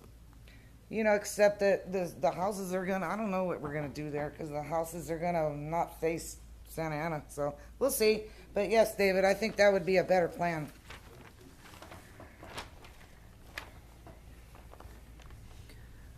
I do like the idea of these design elements and limitations in some of these areas. I think it's a smart move. Great. So many people do really like to keep those views. Mm-hmm. I think it's a wise move. I was just on the council when I had that come at me, and it was ferocious. I promised them that I would keep a lookout for it. And Commissioner Ross, would you be also supportive of the medium density there or a Yeah. different designation? Yeah, In addition yeah. I to the just design want to see guidelines? single story on the perimeter. Right, we were asking now. She's asking. Oh, I'm sorry. Asking her. Oh, you're asking me. Yes, No. we got Asking- the support of the design guidelines. Just wanted to clarify a supporter opinion on the density as well. I do support a lower density. I would like to see the higher density a little bit more, like where we would have transportation, public transportation, and you know, bike routes and things like that. Okay. Which would probably be more in the downtown. Yeah. Yeah. Got it. Okay. Just to clarify, Eva, I remember that there was kind of a special master plan of that area, but I believe that area is more north of these three lots we're talking about now. So there is a master plan covering the Chapel Road area, which is this entire area in between the bypass, including these parcels. And these parcels aren't annexed, and they're certainly subject to change, as David mentioned. Ultimately, the council, but the planning commission and council can make recommendations and change the general plan designation at any time. This was a proposal for having some high density that's somewhat close to downtown in an area that is anticipated to be developed because it's currently in our sphere, and the city is obviously looking at planning this area. So that was a recommendation for the change, but it's certainly subject to your recommendations that you're proposing tonight to bring forward to the council as well. So I think we got at least two who were in favor of medium density with design guidance to limit heights near the two roads. Okay. Anyone else like to weigh in? I'm in agreement. Okay. So I think we have the direction.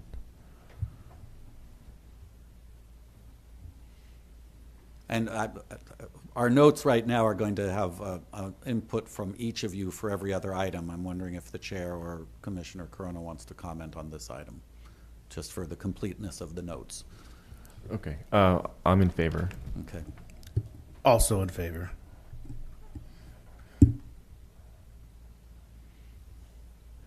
Okay, next topic. I'm going to check my notes, or if anyone else has something, please speak up. I like the HDR. Don't fall off your chair. I like the HDR on Wright Road, and see that you got good circulation there. So you got this HDR up there on Wright Road, and just Right. north of the Allendale subdivision. Could be a good buffer there, but I like it there. It's got the 25. Great. So that one I don't have a problem with. And you don't have any houses there that's already there to impact anybody. So that's a good placement there. Do you mind if I just go through the last couple I have? And then I'll Please. leave you alone? Go ahead. Okay. Thanks. Because I zeroed in on the HDR, because I really want it to be housing that's going to be available and not just a arena fill-in.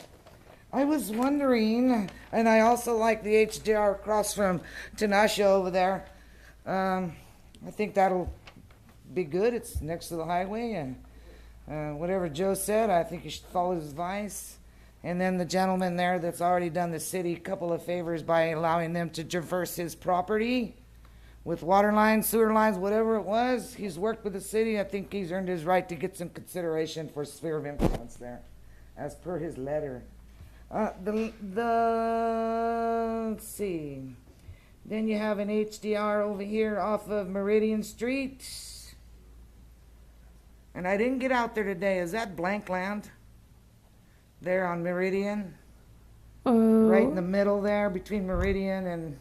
Do I have a cross section? It would be Here, Memorial. Meridian.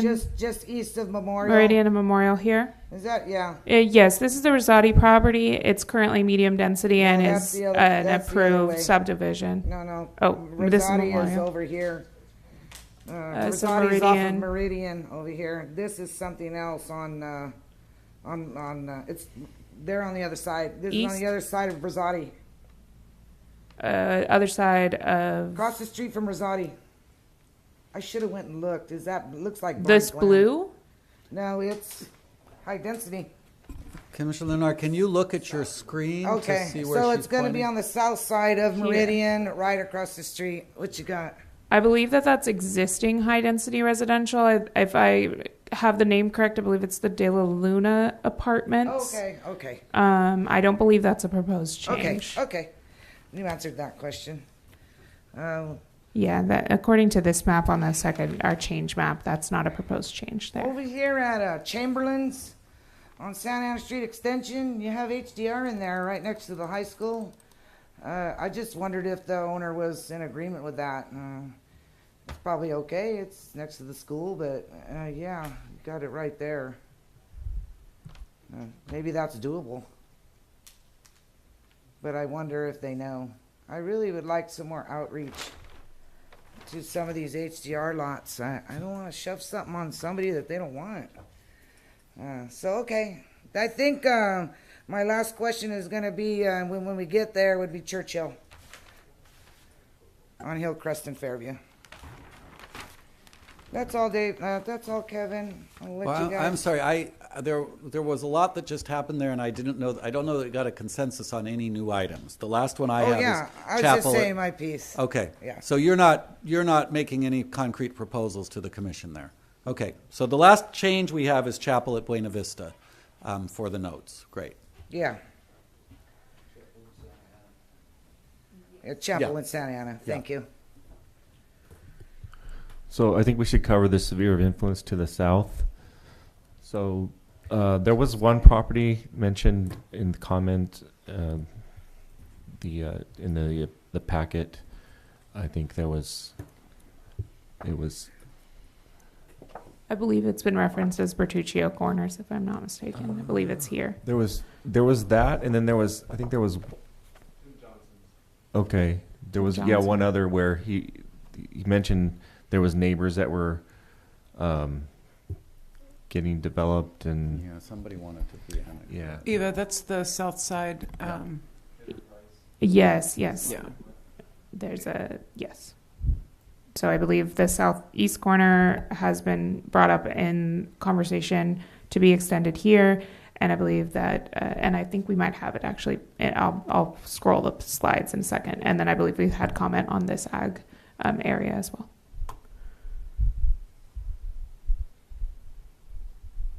And just for the record, those are, if I'm reading this map right, those are proposed to be in the sphere under the new draft general plan. Not on the south side. Not on the south side. This is our proposed Right. sphere where my pointer is, and I Right. can change it in a moment, but the dashed yellow is the proposed sphere. Right. So the Bertucci corner, though, is north of that line, isn't it? Correct, yes. But I think it's called the Tim Johnson parcel is south of that line. Okay, so south side. the one issue was the Bertucci property being designated as ag. I think that was Right. one issue. So that's this slide that we've now got very big on the screen. There we Right. go. Okay, So so- yeah, so Bertuccio Corners is inside the sphere as proposed, but they're requesting a residential designation. And then there is a second parcel that's there, south of Enterprise, and that one they're asking that it be added to the sphere. Okay, so I'm in favor of both of those. Okay, so if we can do them, you can take them together, but just for the clarity of yeah. the record, on the upper one, you want to change the entire area that's green. So does your comment apply to everything all the way out to the red dashed line, all of that green, or is it only a portion of it?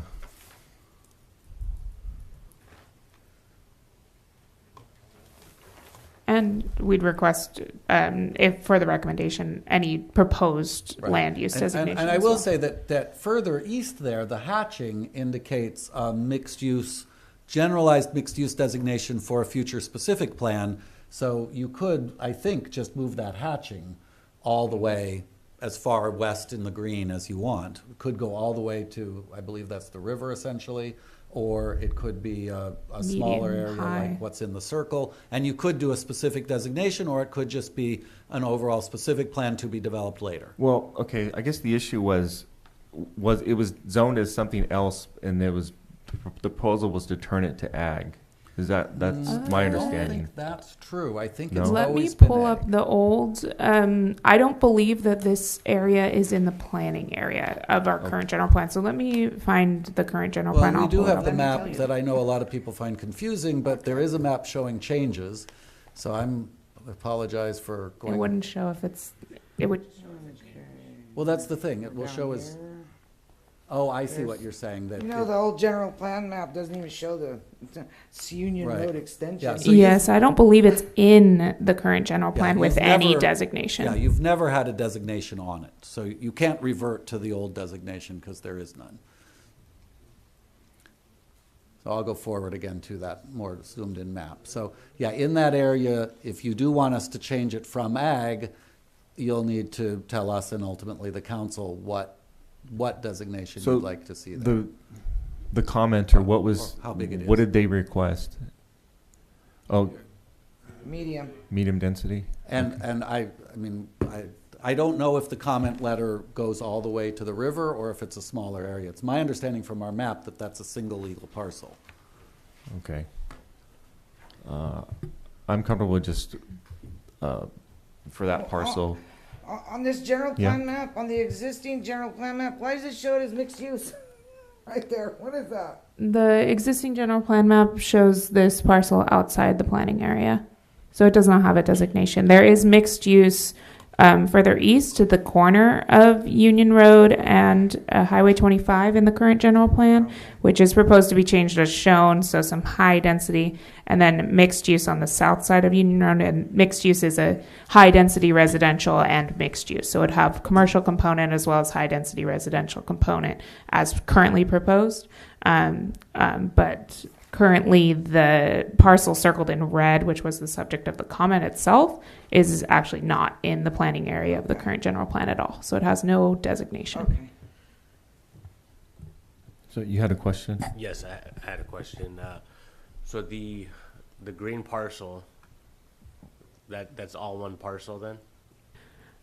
The green parcel is several parcels. there are other lines. There are quite a few parcels here. I believe that the subject parcel is kind of running along Union, if you can see my pointer, and then there's a property line here, it appears, that ends here.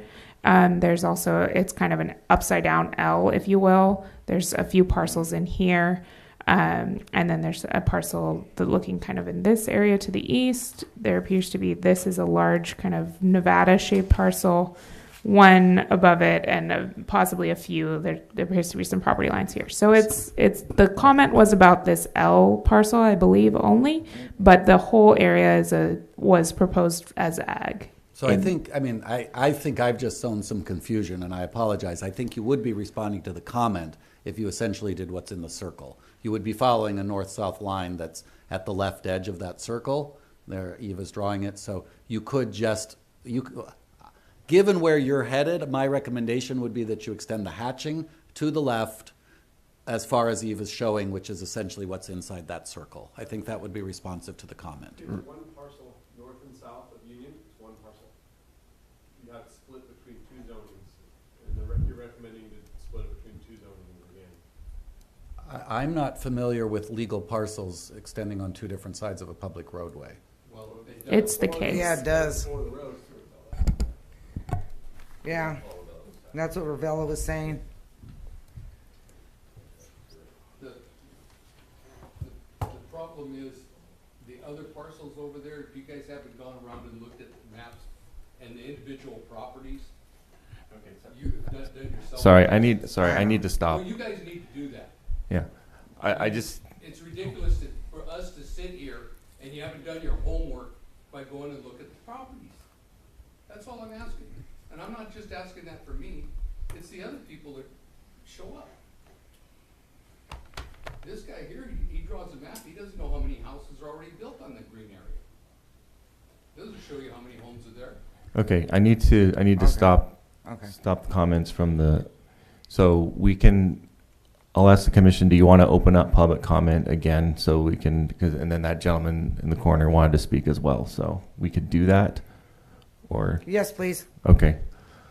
We're going to open up a public comment again, starting at 9:34. Next speaker. Joe Tanasha. I'm sorry, but it looks like you have one person, I don't know about the rest of you because your comments to the general public don't say, went around and looked at the individual parcels and matched them up what's going on. I wrote a letter concerning that parcel because it's one legal parcel, Union Road divides it. Mm-hmm. On the legal property is your mixed use. The parcel to the west of me has one house on it and some guy's trying to farm it. The next parcel has 3 houses on it and there's 7 acres out of that green spot that could be farmed. And only 5 of it might be worth farming. And the next piece, where that half circle is and everything, that's all going to be the new Union Bridge bypass road going right through that place. And it's not even going to be a green parcel or anything there. So you got my parcel, the one next to it's got a great big house on it, might be 10 acres farmed. The next parcel, where it says that name, I can't read it up there, has 3 homes on it. The back part to the river is not farmed. The front part is. And then the next parcel over is where the bridge is coming off, and it's even going to take a corner of that parcel with the letters on it, if you understand what I'm saying. So it doesn't make much sense. I've got a school, I've got houses, I got another property that's mixed use. I live over there, and I got people that walk through my property into my backyard. I'm going to have to spend probably close to $25,000 putting a fence up this winter. I've already had to do that out on the balsa, trying to deal with all the traffic and everything and other ranches. This last year out on Highway 25 and 156. As of a couple weeks ago, we've spent over $30,000 putting fences up to keep people out, the trash and the problems. And if you guys aren't going to go and even know what the county zoning is, you got a planning department. Why aren't they showing you what the zoning is next door that the county has? That parcel right there in the county is rural residential, 1 acre parcels. Yeah. You know, you guys don't see the rest of the planning around you. If you don't know what the county even got it designated for, you just talked about Fairview up there moving the sphere of influence. You should have gone down Airline Highway to Best Road, so the potential high school site could be in it. But you guys don't even have a map that shows you you're doing a general plan, but you're one entity over here and the county's another entity over here, and nothing's working together. You're working against each other. Thank you.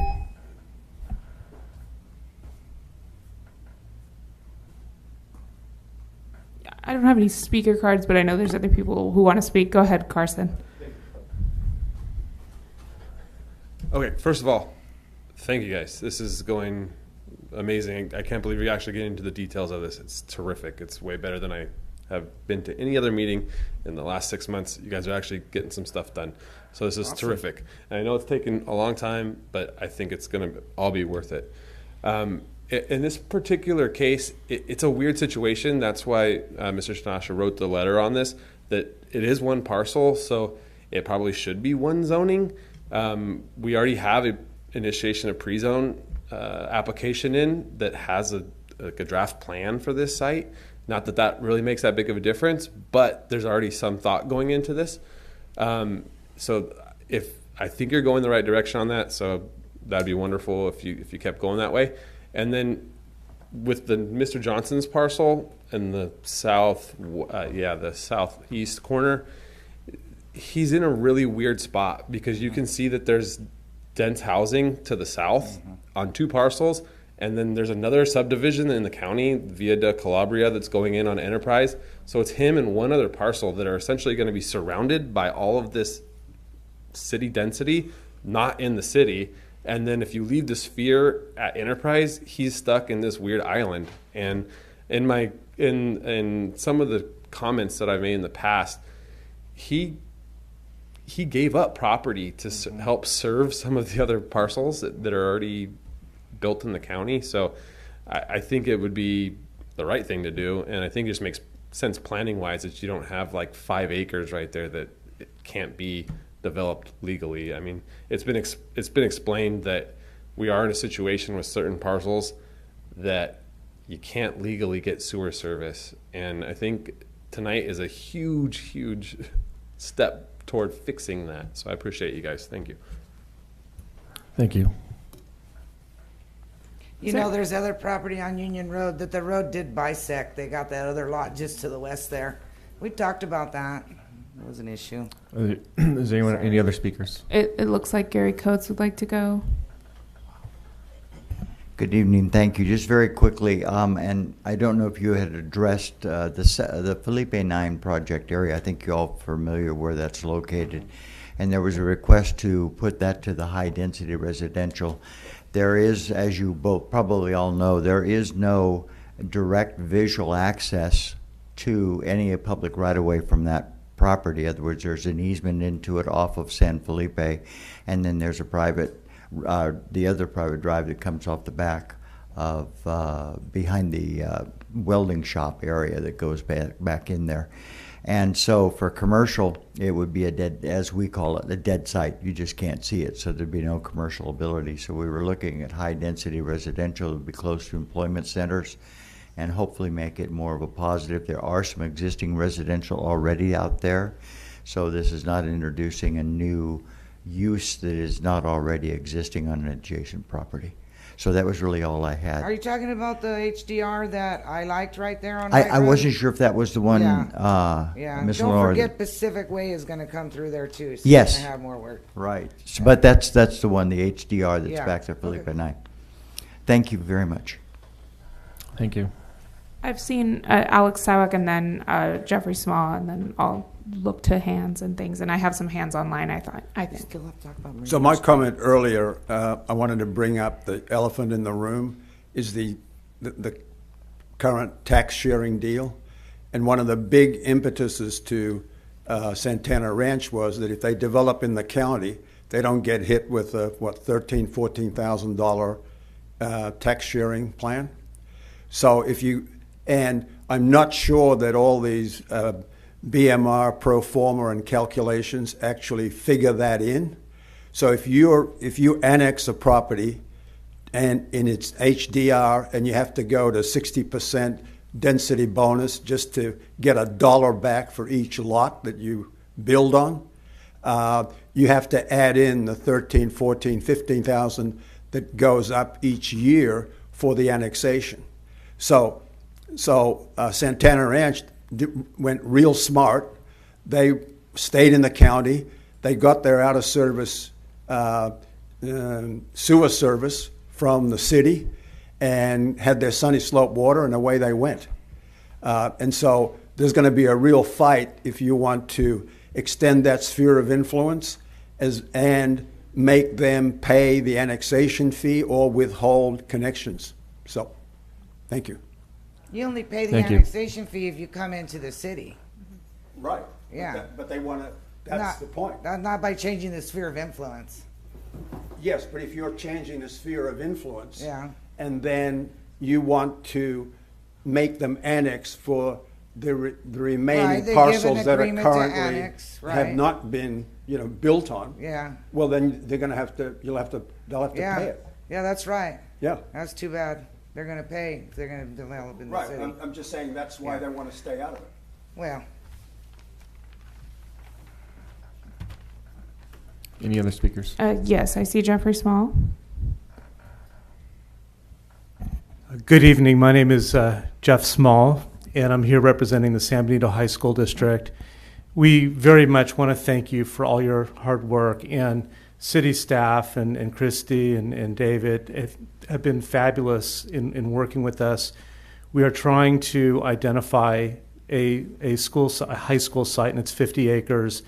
We very much appreciate the work you're doing tonight because, frankly, it is hard to find a 50-acre parcel. So whatever you can do to assist us in that endeavor would go a long way. And I also wanted to thank you for mentioning Best Road. That is property that the high school district owns. We've worked very closely with 65 members of the community over an 8-month period with a facility needs committee trying to locate a really good location for that second high school. And to the extent that you can be of assistance, and we've talked a little bit about possibly designating something up in the Buena Vista area. But we're open to working with you. We want to be a good partner, and we want to do right by the community with what makes sense on just a regional level. So thank you very much for your time. Thank you, Jeff. Ann Hall, go ahead.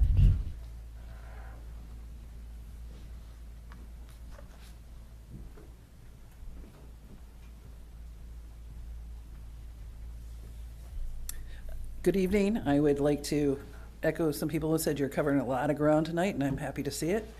But I do want to jump back to the comments I made earlier regarding the ag land. I know after public speaking session closed, there was a question whether I was referring to the sphere of influence or to the planning area.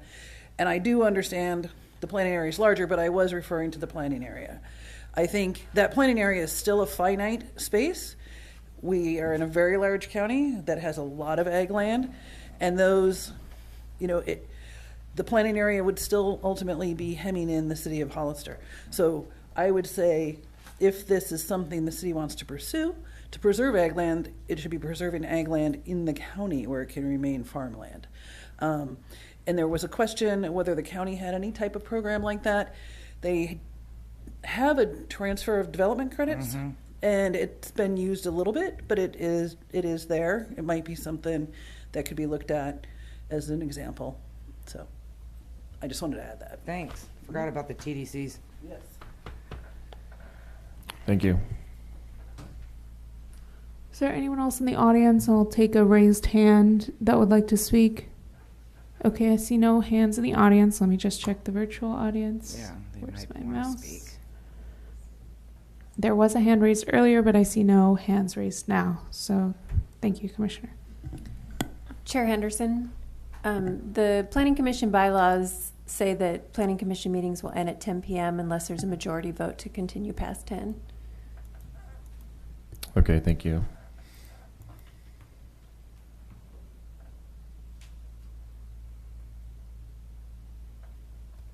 There's just two things left for me, Chairman. Go ahead. Could I say for the record, the last changes we have definitively are that one we talked about at Chapel and Santa Ana. So all the comments you heard, the discussion about the Bertuccio corners going all the way west and the southern parcel there below Enterprise, none of that is in our, just to be clear. Yeah, well, I'm in consensus on that.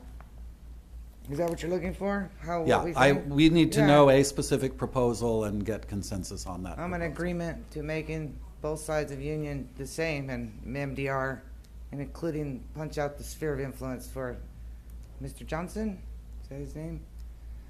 That would be. Is that what you're talking about? Right. So the proposal would be. Can we put up the previous slide? So we'll. I'm not clicked on it anymore. This is not working. No, I'm it's just what not you clicked talked about, David. It was good. Okay, so it would be everything that's shown in green all the way out to the red line, and it would then also be some area that we would do in the red circle to the south of Union. I'm not sure exactly where we would draw that line. I'm sorry, not Union. That's Enterprise, right? South of Enterprise, I would need some guidance as to how far south to go and how far east and west. And then maybe we can do these one at a time. Is there consensus to fill in that entire green area with mixed-use development going all the way out to the red line? I agree with that. I agree. Same. Agreed. Now, for the next parcel, what if you just extended the sphere of influence following the city line all the way to the urban service area line? You're talking now, I'm sorry, I keep going the wrong way. You're talking now about this one? Yeah. Let's just bring closure of, I'm sorry, I don't mean to intercede here, but just to bring closure, it seems like we had at least 3 of you on the green area here. Sorry about that. We have Commissioner Corona as well. Commissioner Ross, did you want to opine one way or another? And I'm not sure if we need to do the whole area, but I would say Mr. Tanasha's, as he's requested. So you're essentially supporting the red circle only, drawing the line there. Mm-hmm. Okay, great. So that'll go into our notes. And now we can go to this one, and it sounded like Commissioner Belong has a proposal there. And I'll turn it back to the chair now. I'm sorry. Yeah, go ahead. I'm using the map on page 28 of the general plan. Do you have a... Is that a PDF, page 28? Yeah. Do you see a page number down at the very bottom? That's the... I can get it. Give me one Oh, second. okay. Oh, the land use map? Oh, same map. Okay. LU7. Okay, so go ahead. So to cover that parcel, if you move the sphere of influence to the city limit line and then extend it to the, I guess, the urban service area, just kind of, there's a, is it up there? Enterprise. So essentially draw a line east-west at the southern end of that parcel that I believe is owned by Mr. Johnson, and just go east-west as best we can following property lines all the way from the red line all the way out to Highway 25.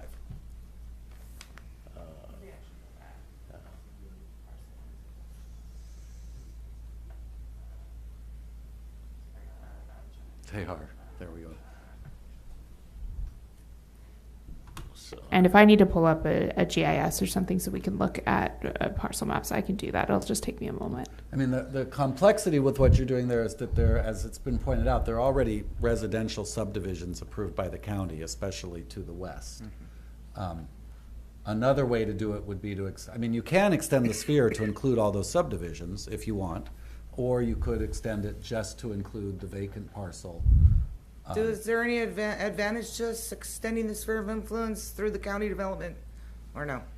It's already a done deal, right? It's a done deal, but it is in the county now. If you want it in the city, Oh, you would have to have it in the sphere. it has to be in the First. sphere before you can annex it. It's much harder to annex land once it's been developed because you can have a protest vote by all those voters, and you may get a protest. But most LAFCOs across the state do believe. I mean, I can't speak for this LAFCO, but commonly LAFCOs prefer that urbanized areas be inside of cities. So I'm guessing that if you were to ask the LAFCO if you could annex existing subdivisions that were approved by the county, they may look favorably on that. And it would have to be in the sphere. The county already got the money, so I'm probably not interested in that. They already got the impact fees, the building permit fees, the this and that fee. So I'm just trying to help move things along. I know. Perhaps just the parcel, if you go along that red circle, and then at the bottom of the red circle, there's a parcel line. Eva's got her little red dot on that. You could just go straight there and then right back up. So you just add that little notch to the sphere. I can accept Stephen's recommendation as well. So whatever the The folks problem with want. Stephen's recommendation is if you draw a line straight across, you Yeah. actually go through people's houses and Okay. stuff. So you well. could direct us to go to capture all of that subdivision that's further to the west, and then go pretty much straight east. Or we could take this subdivision perhaps and come up and take these two, or take the one. The possibilities are really limitless, I suppose. Well, what do you recommend? What's your recommendation? My recommendation, totally off the top of my head, would be to do what I said earlier, which is just to capture that relatively smaller piece, more than the red circle. Eva's now showing it. I know her cursor is hard to see, but it goes out there to the east a little further. I'll take that recommendation. Same here. And does that match yours, Commissioner good with Belong? that. Okay. And that's drawing the eastern boundary, which there's a cursor on. Yeah, exactly.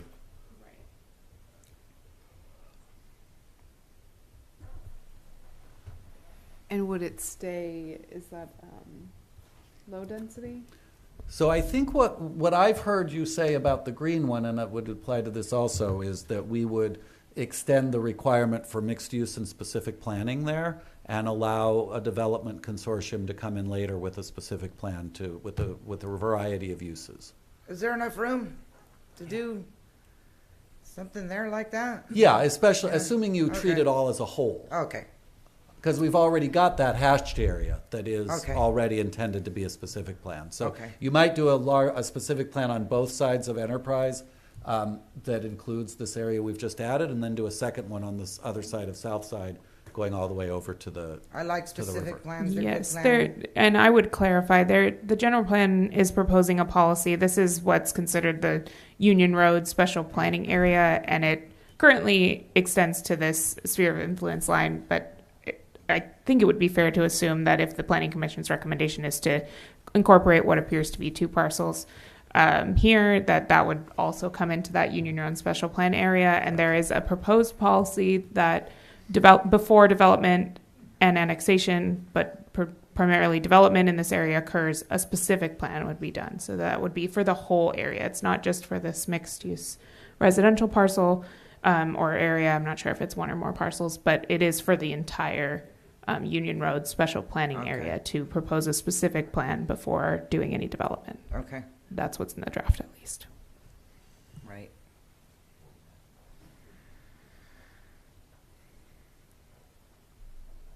Okay, so are we clear on that one? Okay. Okay, so we're approaching 10. Sorry, we're approaching 10 o'clock.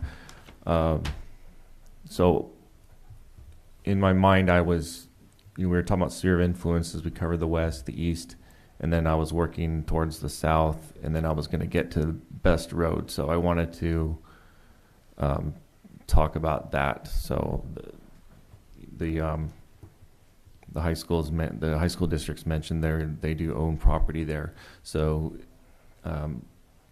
so before I say any more, so are we? I propose that we keep going past 10 o'clock, and there's not much more that wanted to cover. So do we have consensus to keep going? I give you consensus. I'm good. Okay.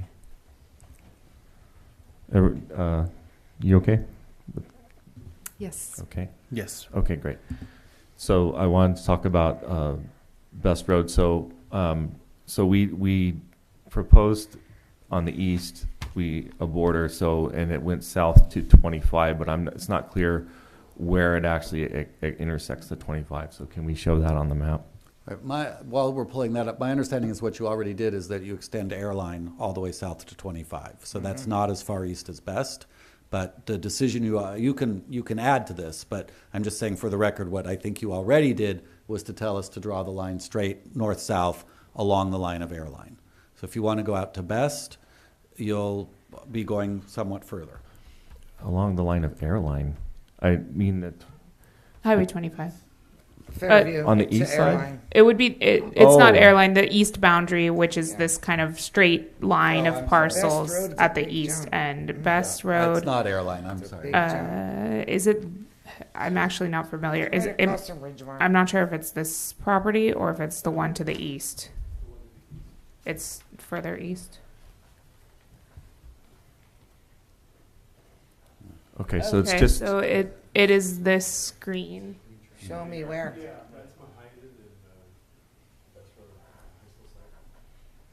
Yes, so it appears that the urban service line, if you will, on this map is Best here. So the high school's property is kind of this corner. So we could extend. Do show me again.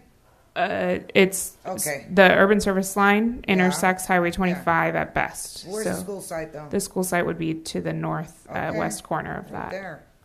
It's not that far away from what we already recommended expanding. It would So be do you kind of wanna- doubling Yeah, you the want- width, but we could, and then we'd ask, I suppose, for the north line. Do you want to go all the way out to the red line, all the way north-south to Santa Ana? Another option would be, I mean, the least would be just the little green piece that Eva's showing there now. You could expand past that line right there, or you could go north as far as you want, all the way up to Santa Ana. Well, since you're asking, I'd like that sphere kicked out then there to the USA and include that Best Road. If I may make some comments, I do understand that there was a report done on the grounds there, and there was toxicity or something in that area. I don't know if I can have crosstalk right now, but that was something that I understood from that property, and that's why it hasn't been built on. I also would like to propose having the second high school maybe on the opposite end of the city, having two so close. It's still going to be difficult. You know, there's people on the other side of the city that would need to commute to it, and then keeping it pretty equal for everyone in the town. Was this land purchased already? The Best Road site is owned by the high school district. Yeah, okay. So that's where they want to put it. Well, and I'm not clear though, was it purchased or was it a dedication? I don't know, sorry. It's owned. I don't Right. know if it's purchased Maybe, or dedication. yeah. It would be Yeah. up. Right. It's owned by the high school district. They did purchase it. To your point, you know, I'm not here to tell you where the Board of Trustees wants to put the school. They can't hear him. You can't be out there speaking because the public can't hear you on Zoom. And the public comment's closed, so probably shouldn't have asked you that question. Oh, I never closed the public comment, Oh, you didn't actually. close it? Okay, well then we need to hear you. It's not fair to the people on Zoom. And I do Zoom, so I like to hear. Thanks, Jeff. Oh, thank you very much for having me back.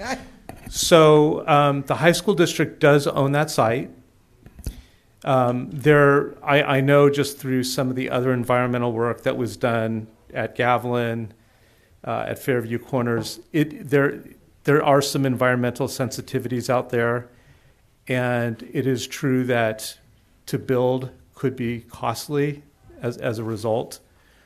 The high They school have high boron and arsenic. That's always been the story of the east side of Fairview. That's what makes it non-farmable. So we're looking at a number of sites, and I think over time you'll probably need more than one site. But what we would like is, because we do own that site, we would like to have that included in the sphere of influence. But we would also like a site possibly on that northwest area, and so that it's good for traffic. So when people are leaving town, it's on the way out. It's close to communities. It's walkable. It's safe, and it just makes sense for the whole community. So I don't know if I've totally answered that, because I don't know that there is a single site that has been looked at that the board has said, yes, we want to build there. We're looking and evaluating a number of sites, but we do own Best Road site, and we are looking in other areas too. Oh, that so might, it's not a done thing with the high school on Best Road, even though you bought it. It was purchased many years ago. Yeah, it was purchased a while back. Yeah, so. I think maybe in the 90s. So it was purchased a long time ago. So the high school's thinking maybe it'll go somewhere else. I'm just trying to clarify.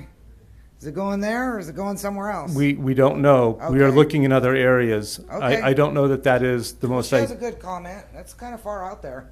Through the chair, that is accurate. A resolution for this might be to leave the line where you drew it at the backside of Santana Ranch, and to add policies as suggested to work with the high school district on location of a high school site, to add policies requesting consideration of high school sites both in the southern Union Road area and also Buena Vista. And obviously, if none of that works out, you can amend the general plan and amend your sphere later to get further out to get to Best Road. But I might say it might be a little premature now. You're already looking at a pretty big sphere expansion, and maybe you would wait on going even further east until it's really necessary. I agree with that. Okay, thank you. All right, is there any other business for the meeting tonight? Yeah. Go ahead. I told you I had two more. Okay. We didn't discuss Churchill on Fairview and Hillcrest. He would like a mixed use as opposed to general commercial. I think mixed use is good right there. You have something on Fairview. And then we didn't discuss Meridian Street extension. So start with the first topic, and you can make a proposal. I'm for what the applicant is requesting, a mixed commercial mixed use instead of general. What? Oh, I'm for the applicant's request for a commercial mixed use on there as opposed to just general commercial. Is hard to pull off when you don't have the resident part. I know you guys don't like to hear that, but that's just a fact. So you'll get something there if you mix it up. That's my thing there. I'd like to accommodate. Jim Churchill's been working on that for decades, and city limits out there now. So I think we should do something with that. And people want to not drive, then put some mixed use in there, and they can live, and then people can stop at Fairview. And it's a more feasible project as a mixed use. It's hard to pull off general commercial. That's why it took us so long to get the Hawkins one over there. So, could I make a comment through the chair? I just want to provide some history here. The previous as we put this general plan together under the previous GPAC Planning Commission and Council, there was a feeling that the east side of town really needs a significant shopping center. And that's the site that was suggested for it. It is very common throughout the country that as residential development occurs at the outskirts of communities, that you reserve land for a shopping center. It doesn't get built very soon, but it does ultimately get built as the residential development around it occurs. So particularly now that you're going to be expanding the sphere to go to the east side of Fairview, you will have, at some point in the next 20 or so years, you'll have a larger amount of residential out there, and by reserving this site as commercial, you would be ensuring that there is the potential for an actual good-sized shopping center out there. If it's a mixed-use parcel, at least under the regulations as drafted, it could actually become 100% residential. It's absolutely true that might be financially feasible sooner than the commercial, than a shopping center, and you might then not have a spot available for a shopping center on the east side of town. So just to give you that background, it's of course totally up to you whether to move it to mixed use, which again could mean 100% residential, or if you want to keep How it. does that happen? It's a mixed use. Do you not have to have the commercial to accompany the residential to make it a mixed use? That's why it's mixed use. No? Help me out here. I believe the regulations as drafted allow 100% residential on mixed-use properties. I believe that we've put something to require commercial, but there are a lot of housing policies, and we're looking at a 20-year horizon, so you might see state regulation that gives anything that's residential or mixed development significant pressure or incentives, so that's something to keep in mind as well when considering a residential designation on it, or even a partial residential designation. Man, that's never gonna get built. Nobody's gonna put that out there. We barely got one in the center of town. Can you show us on the map, please, the area? Yes, of course. Sorry. So this is Fairview Road here. This is Hillcrest Road, and this is the commercial area. Mr. Churchill owns a portion of this area. It's not the entire area. So if there was a proposed change to the designation, we would Are you ask pointing to clarification. something? I am. I do have a little laser. Oh, okay. I can see now. Let me see if there's a different one. Oh, this one's better laser. So it's this pink colored square here at the corner of Fairview and Hillcrest. And yes, as David mentioned, this was part of the Meridian special planning area, and there was a discussion of reserving a commercial center.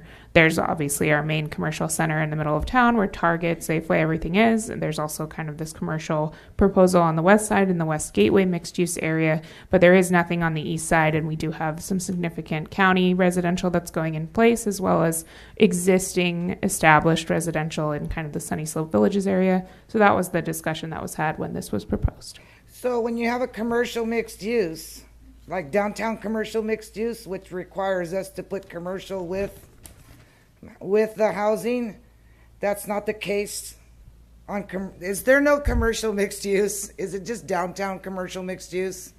There's downtown mixed use, there's the West Gateway mixed use, and there's neighborhood mixed use, which is just kind of mixed throughout. So there's currently the zoning and general plan don't have strong policies. There is proposed stronger policies to require a commercial component in the draft general plan. But as mentioned, there's things that could change in a mixed use designation just with the ever changing housing laws as well to keep in mind. Okay, I'm gonna let that one go. We'll see what happens. Last but not least, Meridian Street extension, please. As I said, residential estates is a waste of land. I know we got houses in there already, but you got a street on Fairview, and you got a street on, and they got to connect. That's for circulation. And, I'm sensitive to the folks that live there, but residential estates is not where we're supposed to be headed. So we need to find a better plan than that. I don't know what it is kind of right now. I have to give it some more thought, and go look at it. I didn't look at it. Can't really drive through there, so I'm not in favor of residential estates. Everything that tells me an urban development, and that's not a good one. How is that good? Residential estates is in a county. It doesn't belong in the city. Yeah, that was actually one that I wanted to touch on Okay, as go. well. So That's all my thinking. Yeah. Sounds like at least two of you do want to change that back to low density. yes, Do we have a third or fourth? medium. Or medium. Yeah. yeah, or medium. I'm trying to provide housing. I'm not stuck on LDR. Okay, Yeah. so medium I'm hearing. Okay. And hey, why can't you put an HDR out there somewhere? Check that out for me. You certainly could. Yeah. Up to you for your They're recommendation. gonna Okay, kill so me we'll out make a there, note. It but should be mostly I'm medium trying to density spread it residential around. with a little bit of Yeah. high. Yeah. You got a big area there. I'm trying to spread the HDR around in the city where I think it might fit. I don't know for a fact, but maybe we could look at it. That's my opinion on that. And Kevin, I am done. And just for the record, that was at least three of you a consensus for mostly Um, medium and some high. I was aboard. I don't know about the rest. We got two. Okay, so got Three, at least three. Okay. We got to have a better use of land than residential estates. That's for ultra rich. No. Okay. Any other items for this meeting? I'm done. Okay, we will close the public comment, and we will adjourn the meeting. And I'm going to thank you. You're very welcome. I Thank wish you I- all.